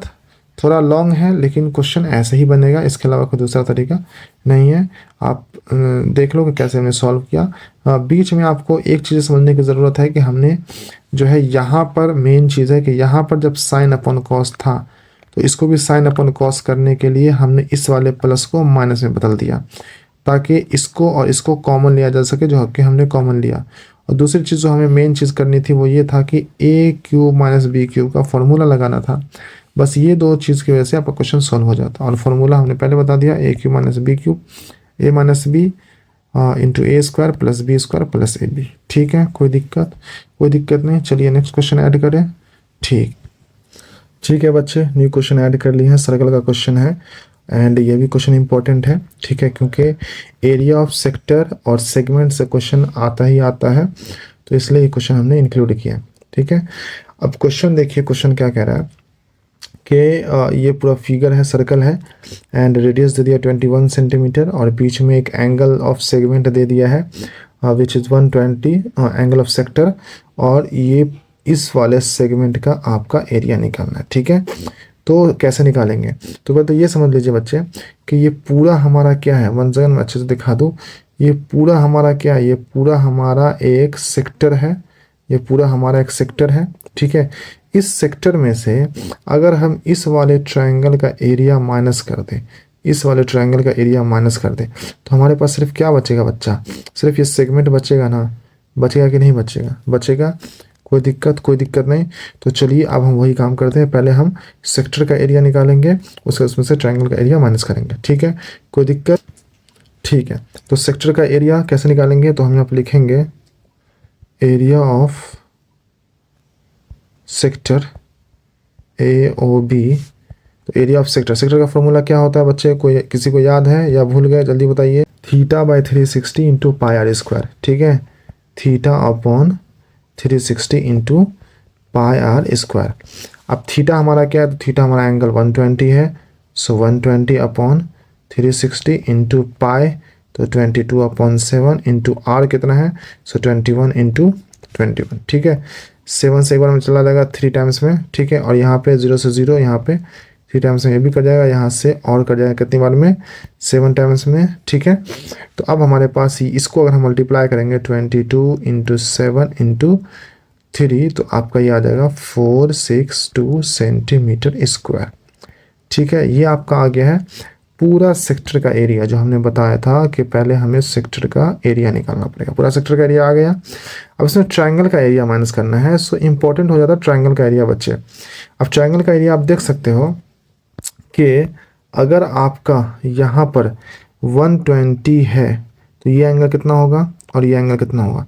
ये दोनों एंगल बराबर होगा, क्योंकि रेडियस बराबर है, तो ये आइसोसेलेस ट्रायंगल होगा। आइसोसेलेस ट्रायंगल की वजह से ये साइड बराबर, दैट मीन्स ये एंगल और ये एंगल क्या हो गया? बराबर। तो अगर ये 120 है तो ये भी 30 और ये भी 30 होगा ना? कोई दिक्कत नहीं। चलिए अब अगर आप चाहें तो मैं इस ट्रायंगल का फिगर यहाँ पर बनाकर इसको क्लियर कर देता हूँ थोड़ा सा और अच्छे से। ये हमारा 30 है और ये भी हमारा 30 है।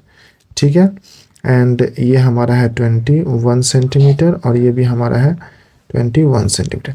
अब एरिया ऑफ ट्रायंगल कैसे निकालेंगे? याद रखिए पहले एक बात, आप यहाँ पर क्या कर सकते हैं कि यहाँ पर आपको एक हाइट निकालना होगा, और जब हाइट निकल जाएगा तो बेस और हाइट की मदद से हम 1/2 इंटू बेस इंटू हाइट वाला एरिया का फॉर्मूला लगा सकते हैं।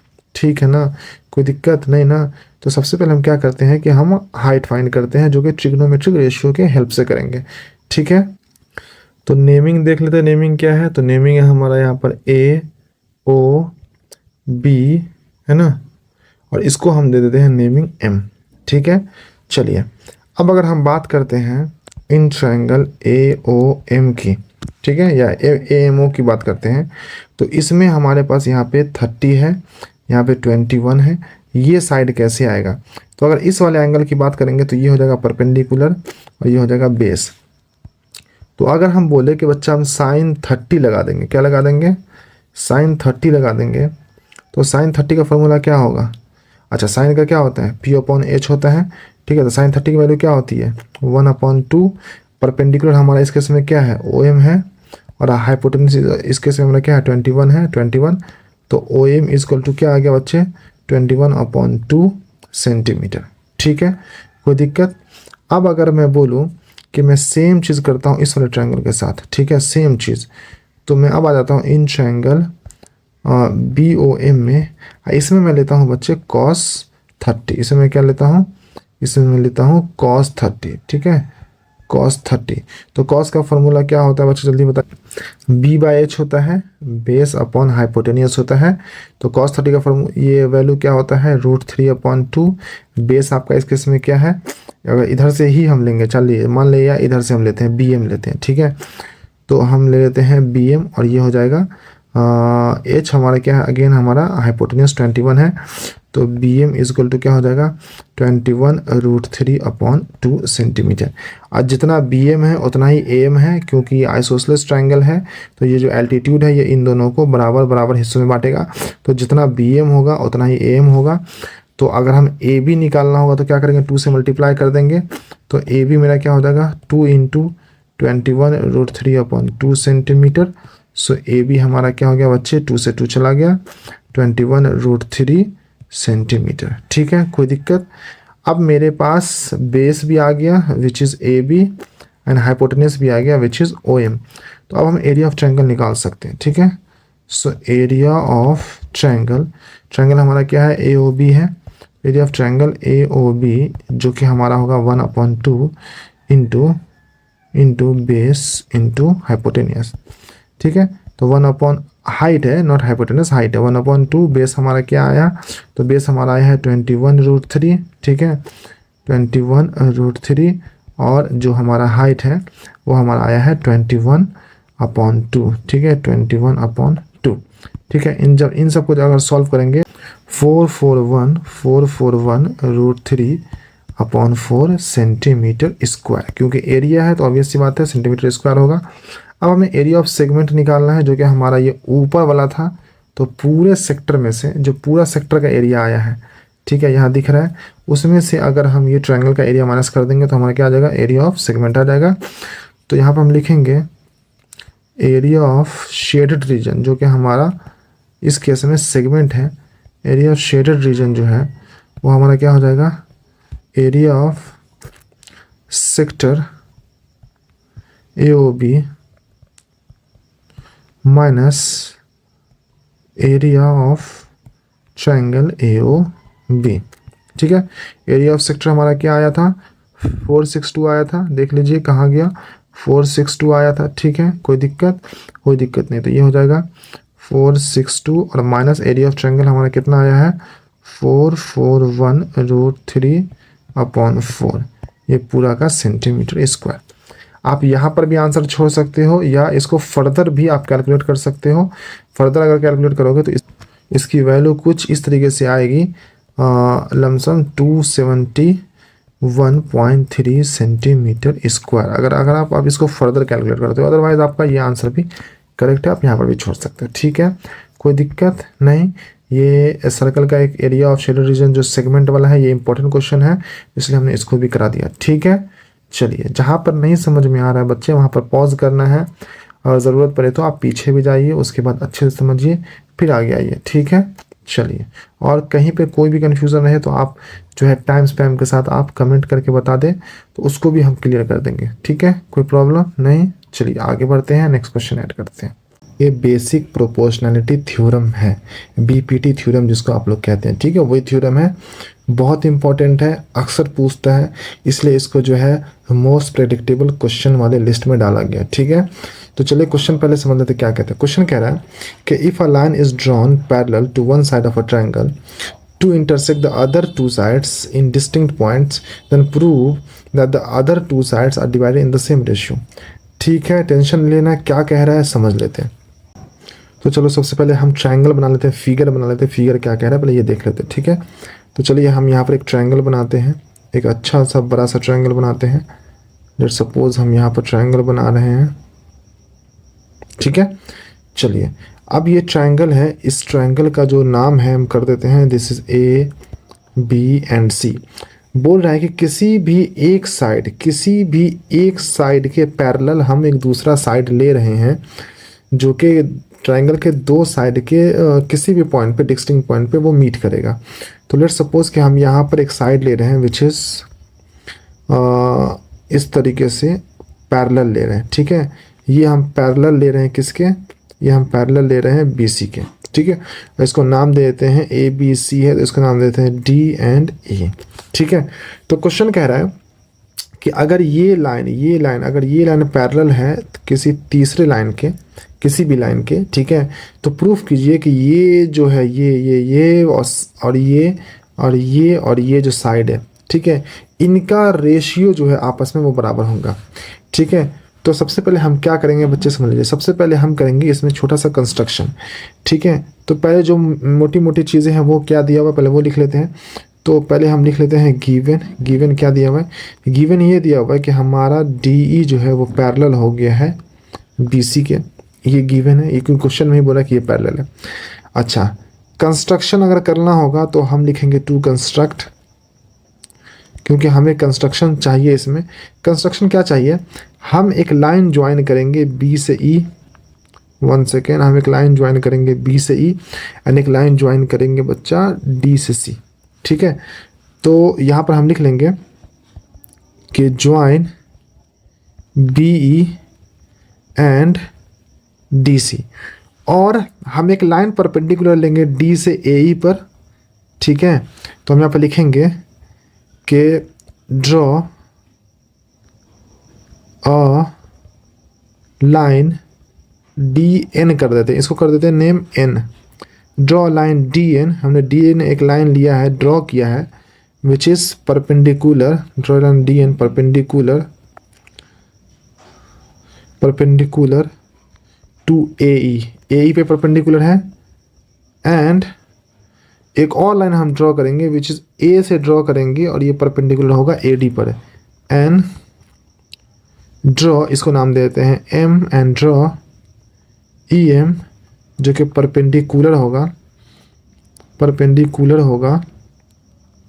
किस पर, टू ए डी पर, ठीक है। इतना कंस्ट्रक्शन वाली चीज़ें लिख लें। अब हमें प्रूफ क्या करना है पहले हम यहाँ पे लिख लेते हैं।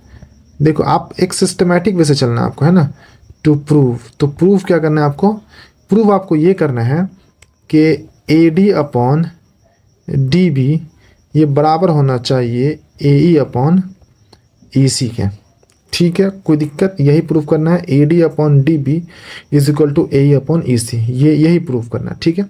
तो चलिए हम कैसे प्रूफ करेंगे बच्चा, पहले हम ये समझ लेते हैं, ठीक है। थोड़ा सा इसको छोटा करते हैं ताकि हमें फिगर भी दिखता रहे। अब चलिए प्रूफ कैसे करते हैं वो समझ लेते हैं। सबसे पहले आपको लेना है इन ट्रायंगल ए डी ई में आ जाते हैं, ठीक है। मैं जो ट्रायंगल लिखूंगा आपको वो देखना है। तो हम यहाँ पर ले लेते हैं इन triangle A D E. A D ई में अगर हम area of triangle A D ई करेंगे तो मेरा क्या हो जाएगा 1/2 ए डी ई। अगर हम ट्रायंगल लेते हैं ए डी ई और हम इसका एरिया निकाल रहे हैं तो हमारा हो जाएगा 1/2 इंटू ए ई और इंटू डी एन, ठीक है।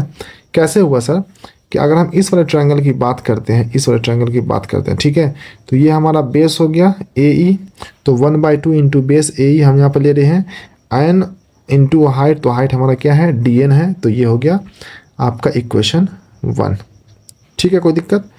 अब हम इसमें आते हैं इन ट्रायंगल डी ई सी, देख पा रहे हैं आप इन ट्रायंगल डी ई सी में। तो इन ट्रायंगल डी ई सी में अगर हम आते हैं तो इसमें अगर हम एरिया ऑफ ट्रायंगल निकालें, area of triangle D E C अगर हम निकालें तो इसमें क्या होगा 1/2, बेस हमारा क्या है, बेस हमारा है ई सी, और हाइट हमारा क्या होगा, हाइट हमारा होगा अगेन डी एन, ये इक्वेशन 2 है। देखिए ना बच्चे, ये वाला ट्रायंगल है, ये वाला ट्रायंगल, इसमें हमारा बेस क्या होगा, बेस ई सी होगा, और हाइट क्या होता है, हाइट होता है कि परपेंडिकुलर वाला जो लेंथ होता है वही ट्रायंगल का हाइट होता है। इसमें अगेन डी एन ही हाइट है, डी एन ही हाइट है ना। ठीक है, ये क्वेश्चन 2 हो गया। ठीक है, अब हम इसमें लिखते हैं कि डिवाइड, ठीक है, divide equation 1 and 2। Equation 1 and 2 को जब डिवाइड करेंगे तो यहाँ पे हम लिखेंगे area of triangle A D E divide by area of triangle D E C. ये बराबर हो जाएगा 1/2 into A E into D N के, एंड अपॉन में ये होगा 1/2 into E C into D N के। ठीक है, डी एन से डी एन चला जाएगा, 1/2 से 1/2 चला जाएगा, तो ये आ जाएगा ए ई अपॉन ई सी। ठीक है, इसको मान लेते हैं, मान लीजिए इक्वेशन ए मान लेते हैं। ठीक है, कोई दिक्कत कोई कन्फ्यूज़न नहीं, इतना क्लियर है। अब अगेन ये चीज़ हम रिपीट करेंगे सिमिलैरिटी करके। ठीक है, तो हम यहाँ पे लिख लेते हैं, थोड़ा लंबा जाएगा, कोई दिक्कत नहीं है, इंपॉर्टेंट थ्योरम है। तो यहाँ पर लिख लेते हैं similarly, similarly in triangle A D E. A D ई में हम फिर से आ जाते हैं। अभी अभी हमने ए डी ई लिया ना, हम फिर से ए डी में आ जाते हैं। अब बोलो सर 2 बार क्यों ले रहे हैं? उसका रीज़न है, हमने जब पहली बार ए डी लिया था तो 1/2 तो 1/2 हुआ, बेस हमने ए लिया था, हाइट हमने डी एन लिया था। इस बार हम बेस को ए डी लेंगे और हाइट को ई एम लेंगे। कोई दिक्कत? कोई दिक्कत नहीं। ठीक है, तो इन ट्रायंगल ए डी ई में अगर हम area of triangle A D E की बात करें तो हो जाएगा 1/2, और बेस हम कौन सा ले रहे हैं बच्चा? इस वाले ट्रायंगल में हम बेस ले रहे हैं, अब ये वाला बेस ले रहे हैं, ए डी वाला ले रहे हैं। और हाइट हम कौन सा लेंगे? हाइट हम लेंगे ई एम वाला। हाइट हम कौन सा लेंगे बच्चे? हाइट हम लेंगे ई एम वाला। ठीक है, तो ए डी और इंटू क्या हो जाएगा? ई एम हो जाएगा। इसको मान लीजिए इक्वेशन 3। ठीक है, अगेन इन ट्रायंगल, अब हम ट्रायंगल लेंगे आपको बी डी ई। ये देख रहे हैं बी डी ई, ये तीन पॉइंट देख रहे हैं, ये ट्रायंगल लेंगे। तो in triangle B D E, in triangle B D E, ठीक है, तो इसमें अगर हम एरिया ऑफ ट्रायंगल, इसमें अगर हम area of triangle B D E की बात करें तो 1/2 और इंटू इसका बेस क्या हो जाएगा? इसका बेस हो जाएगा बी डी, क्या हो जाएगा, या डी बी आप बोल दो, इसका बेस हो जाएगा डी बी। ठीक है, और इंटू इसका हाइट क्या हो जाएगा? तो इस वाले ट्रायंगल का जो हाइट है वो अगेन यही वाला हाइट इंक्लूड होगा, विच इज़ ई एम। कोई दिक्कत बच्चा? कोई दिक्कत नहीं। तो ये हो जाएगा ई एम। इसको कर दो इक्वेशन 4। सेम प्रोसेस रिपीट हो रहा है। हम यहाँ पे अगेन लिख लेंगे divide equation 3 and 4।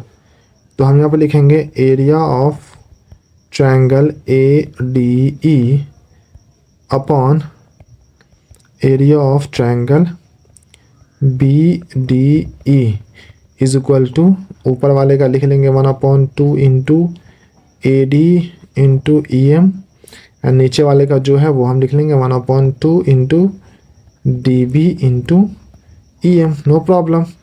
E M से ई एम चला गया, 1/2 से 1/2 चला गया, ये आ गया A D upon D B, और इसको हम मान लेते हैं इक्वेशन बी। ठीक है, अब हमें एक यहाँ पर समझने की दिक्कत है कि यहाँ पर area of triangle A D E upon area of triangle D E C है। यहाँ पे भी area of triangle A D E है, लेकिन नीचे में दूसरा है area of triangle B D. तो यहाँ पे न्यूमरेटर में जो ट्रायंगल है, यहाँ भी न्यूमरेटर में वही ट्रायंगल है। तो दैट मीन्स डिनोमिनेटर वाला भी आपस में क्या होगा? सेम होगा। तो यहाँ पर एक छोटा सा स्टेटमेंट लिखने की ज़रूरत है, विच इज़ के सिंस, वो स्टेटमेंट ये है कि आप जानते हो कि जब कोई भी 2 पैरेलल लाइन के बीच में सेम ट्रायंगल हो, 2 पैरेलल लाइन के बीच में अगर सेम ट्रायंगल हो और उस ट्रायंगल का हाइट भी सेम हो, तो उस दोनों ट्रायंगल का एरिया क्या होता है? सेम होता है। मतलब एक ही बेस पर, ये देखो डी और ई एक बेस है, इस एक बेस पर एक ट्रायंगल ये है और इसी बेस पर एक ट्रायंगल ये है। तो सेम बेस पर 2 ट्रायंगल हो और वो दोनों ट्रायंगल किसी 2 पैरेलल लाइन के बीच में हो, तो वो दोनों ट्रायंगल का एरिया इक्वल होता है। ये थ्योरम है, क्लास 9th में आपको पता होगा। तो हम ये स्टेटमेंट लिखकर हम इज इक्वल टू कर देंगे, हमारा प्रूफ हो जाएगा। तो प्रूफ ये करेंगे कि सिंस ट्रायंगल, सिंस ट्रायंगल हमारा दो ट्रायंगल है, विच इज़ पहला है हमारा DEC और दूसरा है BDE, है ना। Since triangle DBC and triangle BDE are on the same base which is DE, same base DE, and between the two parallel lines. So area of triangle DBC and area of triangle BDE are equal. तो दोनों triangle क्या हो जाएगा, equal हो जाएगा। तो इसीलिए हम यहाँ पर लिख सकते हैं बच्चा, वो ये लिखेंगे, तो हम ये लिखेंगे कि so from equation A and B, equation A and B जो हमारा एक ये वाला इक्वेशन है यानी एक ये वाला इक्वेशन है। So from equation A and B, A और बी से हमारा क्या हो जाएगा, AE upon EC is equal to बराबर होगा AD अपॉन DB। और हमें यही प्रूफ करना था। आप देख सकते हो AD upon DB is equal to AE upon EC, हमने प्रूफ कर दिया। AE upon EC is equal to AD upon DB, और हमें यही प्रूफ करना था। और यही है आपका BPT theorem, that means basic proportionality theorem. और ये बहुत इंपॉर्टेंट हो जाता है। आप क्वेश्चन देख लो, क्वेश्चन क्या है, क्वेश्चन पढ़ना तो समझ जाना कि यही क्वेश्चन है। फिगर बनाना है, फिगर बनाना है, कंस्ट्रक्शन करना है, ये सारे process given, construction to proof, ये सब चीज़ लिखना है and then step by step आप प्रूफ करना है और ये क्वेश्चन प्रूफ हो जाएगा। ज़्यादा मुश्किल नहीं, आसान है, कोई दिक्कत नहीं। नेक्स्ट क्वेश्चन ऐड करें, चलिए नेक्स्ट क्वेश्चन ऐड करते हैं। ठीक है बच्चे, तो चलिए नया क्वेश्चन हमने ऐड कर लिया। इस पर क्वेश्चन हम पोलिनोमियल का ले रहे हैं। क्वेश्चन क्या है समझ लेते हैं। क्वेश्चन कह रहा है कि यहाँ एक पोलिनोमियल है हमारा जिसका ज़ीरो है अल्फ़ा एंड बीटा, साफ साफ दिया हुआ है। बोला है कि एक ऐसा क्वाड्रेटिक पोलिनोमियल बनाइए जिसका ज़ीरो 2 अल्फ़ा एंड 2 बीटा होना चाहिए। बड़ा आसान है, बड़ा सिंपल है, 3 नंबर का क्वेश्चन है। देख लीजिए कैसे बनेगा। तो अगर हमारा पोलिनोमियल विच इज़ PX हमारा है 4x² प्लस 4x प्लस 1, ठीक है। तो अल्फ़ा प्लस बीटा जो कि हमारा ये ज़ीरो है, तो अल्फ़ा प्लस बीटा क्या होगा, -b/a, that means -4 upon 4, that means -1, ठीक है। एंड अल्फ़ा बीटा क्या होता है, c/a, दैट मीन्स 1 अपॉन 4, ठीक है। अब हमें यहाँ पे देख लीजिए कि अल्फ़ा प्लस बीटा आया है -1 एंड अल्फ़ा बीटा आया है 1 अपॉन 4। इसी के हेल्प से हम बनाएंगे। कैसे करेंगे देख लीजिए। नया पोलिनोमियल बनाना है। फॉर्मूला क्या होता है नया पोलिनोमियल का, जल्दी बताइए। फॉर्मूला होता है x² minus sum of zeros into x plus product of zeros, यही होता है। सबको याद है फॉर्मूला, ठीक है। x² तो x² हो गया, सम ऑफ ज़ीरोज़। तो अब हमारा नया ज़ीरो क्या होना चाहिए, 2 अल्फ़ा और 2 बीटा होना चाहिए, क्योंकि हम जो क्वाड्रेटिक पोलिनोमियल बना रहे हैं वो इस ज़ीरो के हेल्प से बना रहे हैं ना। तो अब नया ज़ीरो 2 अल्फ़ा एंड 2 बीटा, तो सम ऑफ ज़ीरो क्या हो जाएगा, 2 अल्फ़ा प्लस 2 बीटा, ठीक है। एंड यहाँ पर x और यहाँ पर हमारा प्रोडक्ट ऑफ ज़ीरोज़ क्या हो जाएगा, 2 अल्फ़ा इंटू 2 बीटा, कोई दिक्कत। x², यहाँ पे -2 कॉमन आ जाएगा, तो alpha plus beta into x बच गया। यहाँ पर हो जाएगा 4 अल्फ़ा बीटा, कोई दिक्कत। x² -2, अल्फ़ा प्लस बीटा की वैल्यू अभी अभी हमने निकाला है 1, तो हम यहाँ पे पुट कर देंगे -1 और इंटू x, और 4 और इंटू अल्फ़ा बीटा की वैल्यू अभी अभी आया है 1 अपॉन 4, तो हम इसे कर देते हैं 1 अपॉन 4। यहाँ पे 4 से 4 चला गया, और यहाँ पे देख लीजिए x² हो गया माइनस माइनस प्लस, तो प्लस 2x और प्लस 1। ये आपका न्यू पोलिनोमियल है इस वाले ज़ीरोज़ का, ठीक है। कोई दिक्कत, कितना आसान था, कोई मुश्किल नहीं। एक अगला क्वेश्चन लेते हैं, फिर से क्वेश्चन लेते हैं, चलिए। ठीक है बच्चे, एक नया क्वेश्चन हमने ऐड किया है। क्वेश्चन है आपका क्वाड्रेटिक इक्वेशन का सवाल है। व्हाट्स प्रॉब्लम बहुत इंपॉर्टेंट है। अच्छा, एक चीज़ और याद रखें कि ये जो क्वेश्चन हमने ऐड किया है क्वाड्रेटिक इक्वेशन का, which is a train travel speed वाला, ज़रूरी नहीं है कि एग्ज़ाम में यही क्वेश्चन आए, क्योंकि आपके बुक में आर एस अग्रवाल में और एनसीईआरटी में भी इस तरह के और भी टाइप के क्वेश्चन हैं जो अलग अलग ट्रेन के, कार के या ट्रेन के दूसरे पर्सपेक्टिव से भी इस तरह के क्वेश्चन आ सकते हैं। तो इस पैटर्न पे और भी बहुत सारे क्वेश्चन एग्जाम्पल में भी है, एक्सरसाइज में भी है। तो इस पैटर्न पे एक न एक क्वेश्चन आएंगे, ये प्रिडिक्शन है। तो हमने सारे क्वेश्चन को लेकर उसमें से एक क्वेश्चन ले लिया है। अगर आपको ये बनाना आ जाएगा तो इसका मतलब आप सारे क्वेश्चन बना सकते हो। ठीक है, चलिए क्वेश्चन क्या देख रहे थे। क्वेश्चन कह रहे हैं कि एक ट्रेन है, ट्रैवल करता है किसी भी स्पीड से, वो स्पीड हमें नहीं मालूम है। तो सबसे पहले हम मान लेते हैं, यहाँ पे लिख लेते हैं सॉल्यूशन, और मान लेते हैं let the original speed of train be x kilometre per hour. हमने मान लिया कि ट्रेन की ओरिजिनल स्पीड कितनी है, x किलोमीटर पर आवर, क्योंकि कोई स्पीड दी हुई नहीं है। अच्छा, ट्रेन 360 किलोमीटर ट्रैवल करता है। बोल रहा है कि अगर 48 minute it would have taken 48 minutes less to travel the same distance if the speed was 5 kilometre. बोल रहा है कि अगर ट्रेन की स्पीड 5 किलोमीटर पर आवर और बढ़ जाती, अभी x किलोमीटर पर आवर की स्पीड से चल रही है, अगर ट्रेन की स्पीड उसमें 5 किलोमीटर पर आवर और ऐड हो जाती और स्पीड बढ़ जाती, तो ट्रेन 48 मिनट कम समय लगाता अपने डिस्टिंक्ट पोजीशन पे या वहाँ प्लेस पे पहुँचने में। तो क्वेश्चन बहुत आसान है, समझिए। सबसे पहले हम यहाँ पे निकाल लेते हैं कि टाइम टेकन। तो टाइम टेकन क्या होता है बच्चे, डिस्टेंस अपॉन स्पीड होता है। डिस्टेंस हमारा क्या है 360 और स्पीड क्या है हमारा x किलोमीटर पर आवर।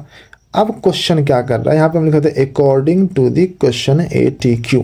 ठीक है, अब क्वेश्चन ये कह रहा है कि ट्रेन तो ट्रैवल कर रहा है 360 किलोमीटर डिस्टेंस ट्रैवल कर रहा है x किलोमीटर पर आवर की स्पीड से, लेकिन अगर वही 360 किलोमीटर ये x plus 5 kilometre per our की स्पीड से ट्रैवल करता था, 5 किलोमीटर और ऐड हो जाता, तो इसको 48 मिनट का समय कम लगता। तो हम इसमें 48 मिनट घटा देंगे, लेकिन 48/60 करेंगे, 48/60। क्यों सर 48/60 क्यों करेंगे, यहाँ पर सिर्फ 48 है, वो इसलिए करेंगे बच्चा क्योंकि हमारा सारा चीज़ आवर में है। यहाँ पे देख लो जो x किलोमीटर पर आवर है, तो इसलिए हमने इसको आवर में चेंज किया है, क्योंकि 48 मिनट दिया हुआ है।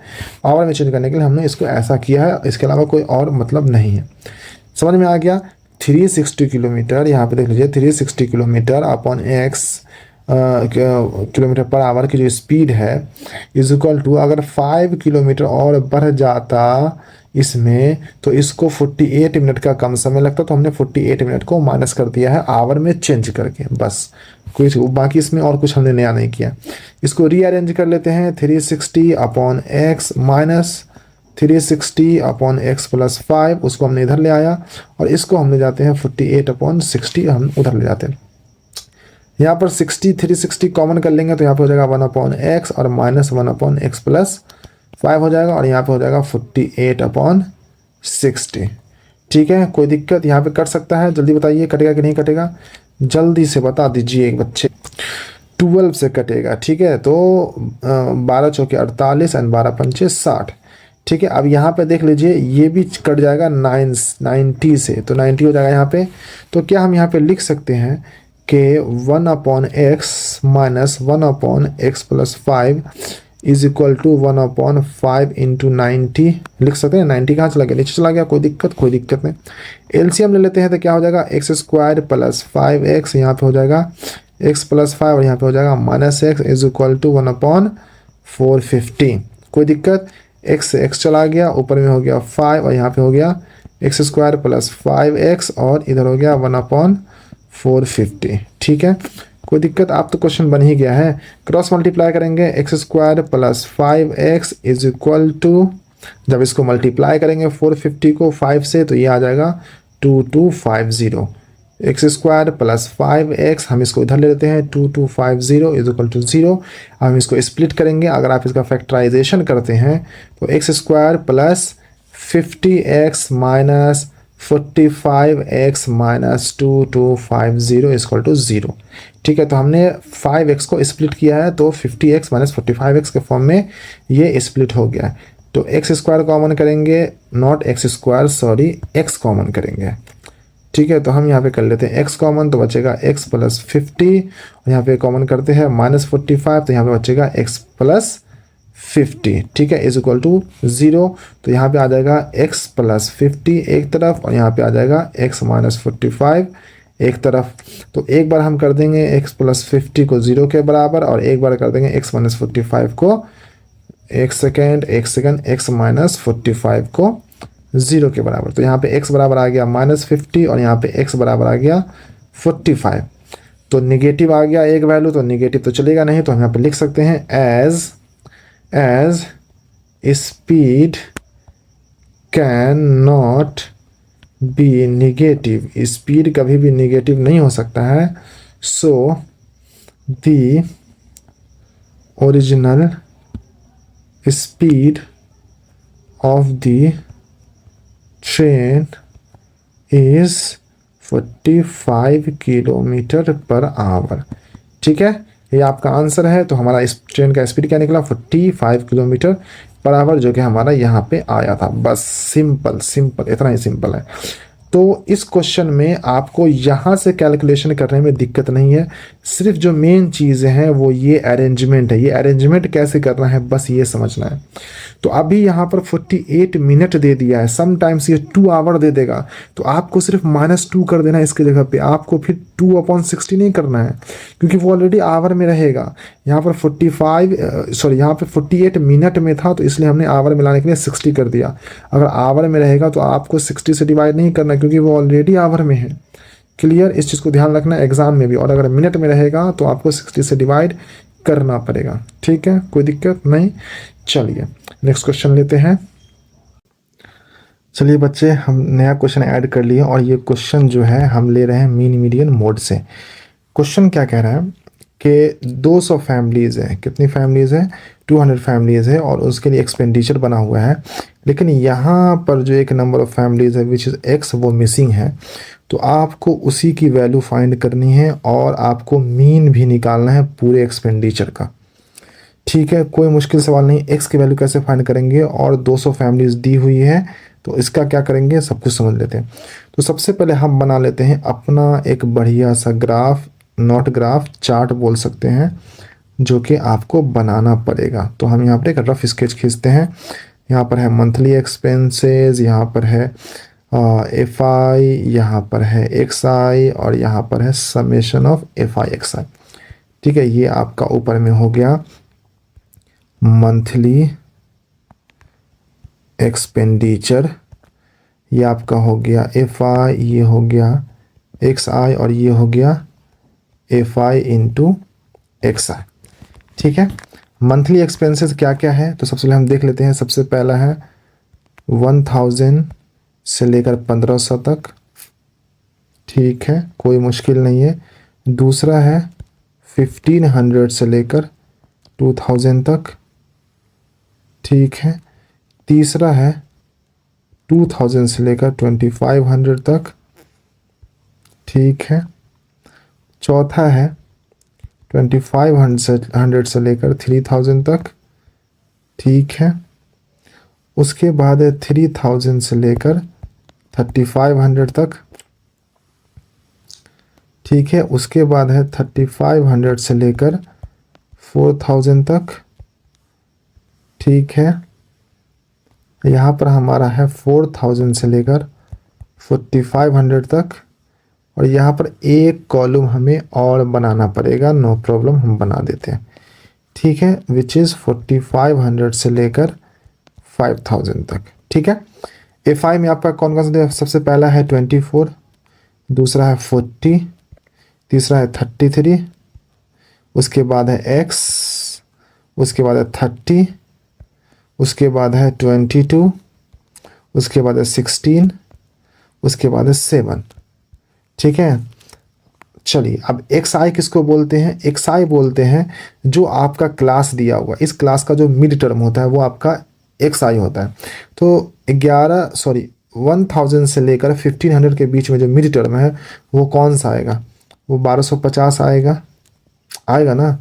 1500 से लेकर 2000 के बीच में जो मिड टर्म है वो कौन सा है? वो 1750 आएगा। 2000 से लेकर जो 2500 के बीच का जो मिड टर्म है वो कौन सा है? वो 2250 आएगा। ठीक है ना, कोई दिक्कत, कोई कन्फ्यूज़न नहीं। 2500 से लेकर 3000 के बीच का जो मिड टर्म है वो कितना आएगा? वो 2750 आएगा। 3000 से लेकर 3500 के बीच का जो मिड टर्म है वो कितना आएगा? 3250 आएगा। 3250। 3500 टू 4000 के बीच का जो मिड टर्म होगा वो कितना आएगा? 3750 आएगा। और 4000 टू 4500 के बीच का जो मिड टर्म है वो कितना आएगा? 4250 आएगा। एंड 4500 टू 5000 के बीच का जो मिड टर्म है वो कितना आएगा? 4750 आएगा। मिड टर्म है। मिड टर्म समझते हो ना बच्चा क्या होता है? लाइक 0 और 0 टू 10 के बीच का जो मिड टर्म कितना होता है? 5 होता है ना। तो बस उसी को एक्स आई बोला जाता है, कन्फ्यूज़ नहीं होना है। अब यहाँ पर है एफ आई एक्स आई। तो अगर ये एफ आई एक्स आई है तो सबसे पहले हम निकाल लेते हैं एक्स की वैल्यू, ताकि हमें एफ आई एक्स आई निकालना आसान हो, मुश्किल ना हो। कुछ नहीं करना है, बस मल्टीप्लाई करना है। एफ आई विच इज़ 24 को मल्टीप्लाई करना है 1250 से। शॉर्टकट में हम मल्टीप्लाई करते हुए आपको आंसर लिखते बताते हैं। तो अगर इसको मल्टीप्लाई करेंगे तो आ जाएगा 30,000। इसको मल्टीप्लाई करेंगे तो आ जाएगा 70,000। इसको मल्टीप्लाई करेंगे तो आ जाएगा 74,000। एक्स वाले टर्म को अभी रहने देते हैं, क्योंकि एक्स की वैल्यू निकालेंगे तो हम मल्टीप्लाई कर देंगे। 30 और इसको अगर हम मल्टीप्लाई करेंगे तो आ जाएगा 97,500। एंड 22 और 3750 को मल्टीप्लाई, सॉरी हम एक्स वाले में हमने लिख दिया, सॉरी हम यहाँ पे लिखें 97,500। एक्स वाले में हमने लिख दिया, एक्स वाले को तो अभी हम कर नहीं रहे हैं। ठीक है, इसको हम करेंगे, नो प्रॉब्लम, एक्स की वैल्यू फाइंड करेंगे। 22 और 3750 को अगर हम मल्टीप्लाई करेंगे तो आ जाएगा 82,500।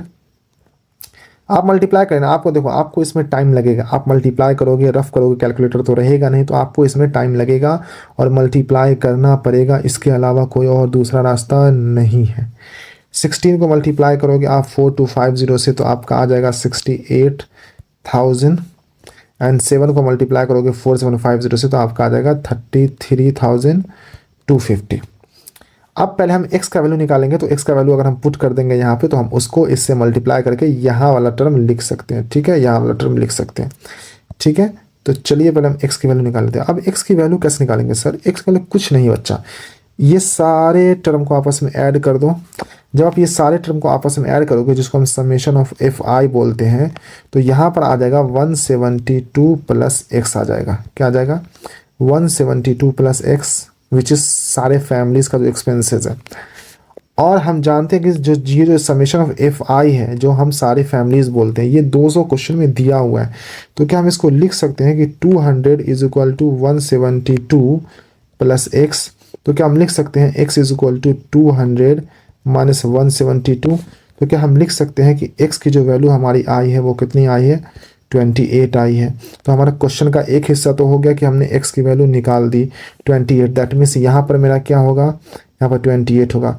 अब अगर 28 को अगर हम इससे मल्टीप्लाई करेंगे तो क्या आएगा बच्चा? हमारा आएगा 77,000 आएगा। आप मल्टीप्लाई कर लेना, मैंने करके रखा हुआ पेपर पे, तो मैं बस वो देख कर बता रहा हूँ। ठीक है, चलिए कोई दिक्कत नहीं है। अब जब आपको हो गया है तो आप यहाँ पर निकालोगे summation of F I into x I. That means अब आपको इन सब को ऐड करना पड़ेगा, इन सब को ऐड करना पड़ेगा। चलिए आप तो ऐड करेंगे, मैं डायरेक्ट बता देता हूँ। इन सबको ऐड करने पर आपको आएगा 532,500, 532,500। ठीक है, अब हमें क्या निकालना है? मीन निकालना है पूरे एक्सपेंडिचर का। तो मीन का जो फॉर्मूला होता है मेरा बच्चा, वो होता है summation of F I X I upon summation of F I. Summation of F I X I कितना आया है? अभी हमने निकाला, ये आया है 532,500 अपॉन समेशन ऑफ एफ आई कितना था 200, हम जानते हैं फैमिलीज कितनी दी हुई है 200 की फैमिली दी हुई है, तो इससे ये कर जाएगा 00 से 00, तो 5325 अपॉन 2 हो जाएगा।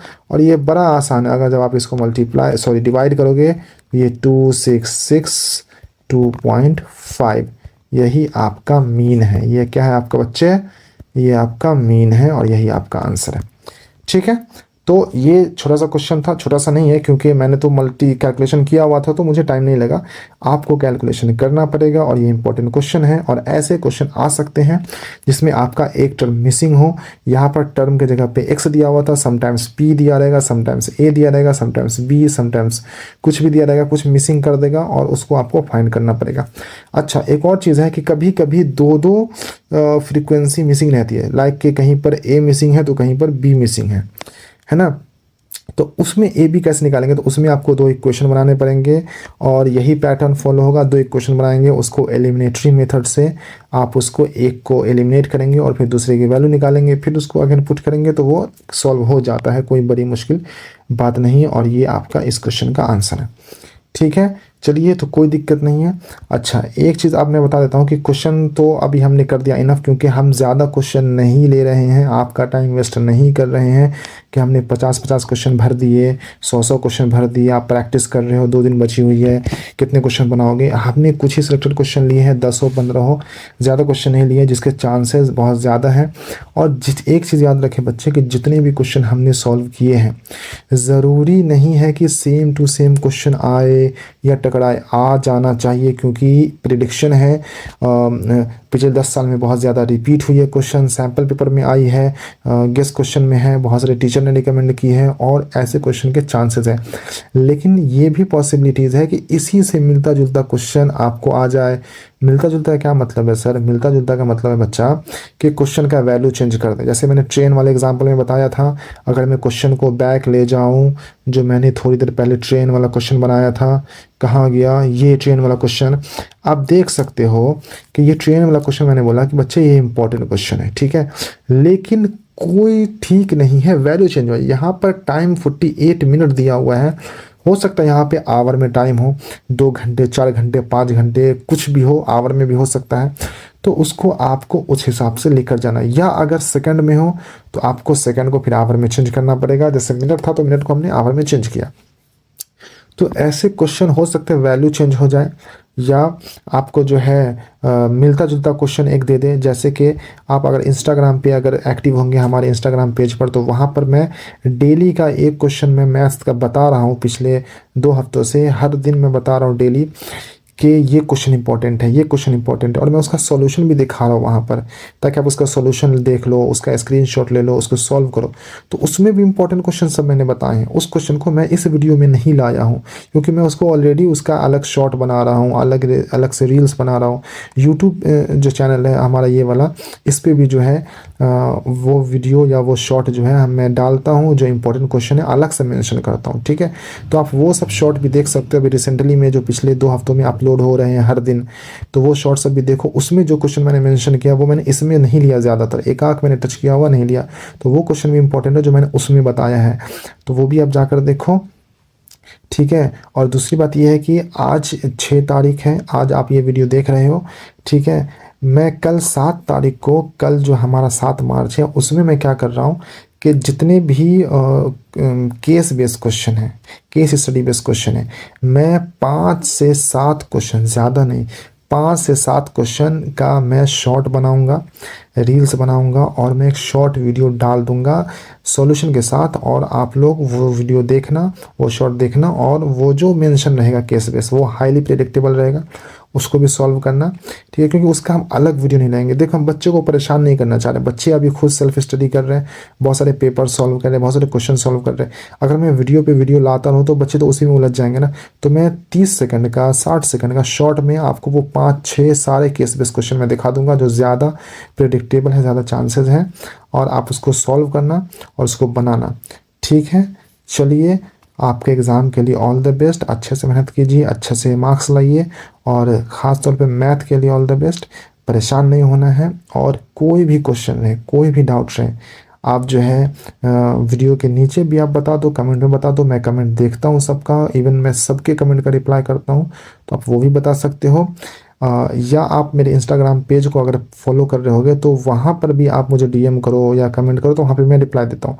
आप कहीं पे भी मुझसे बात करो, मैं वहाँ पे रिप्लाई दूंगा। कोई भी प्रॉब्लम है, कोई भी क्वेश्चन है, बच्चों को मालूम है कि मैं रिप्लाई देता हूँ, ठीक है। और इस चैनल को अभी सब्सक्राइब करके रख लो, क्योंकि अभी कल के डेट में, दैट मीन्स 7 मार्च के डेट में मैं केस बेस्ड क्वेश्चन का शॉर्ट्स ला रहा हूँ। तो आप इसको पहले से सब्सक्राइब करके रखो ताकि आपको पहले पता चल जाए, ठीक है। चलिए, एग्ज़ाम के लिए ऑल द बेस्ट। एग्ज़ाम के बाद मिलते हैं और पेपर डिस्कस करते हैं, ठीक है। चलिए, ओके, बाय।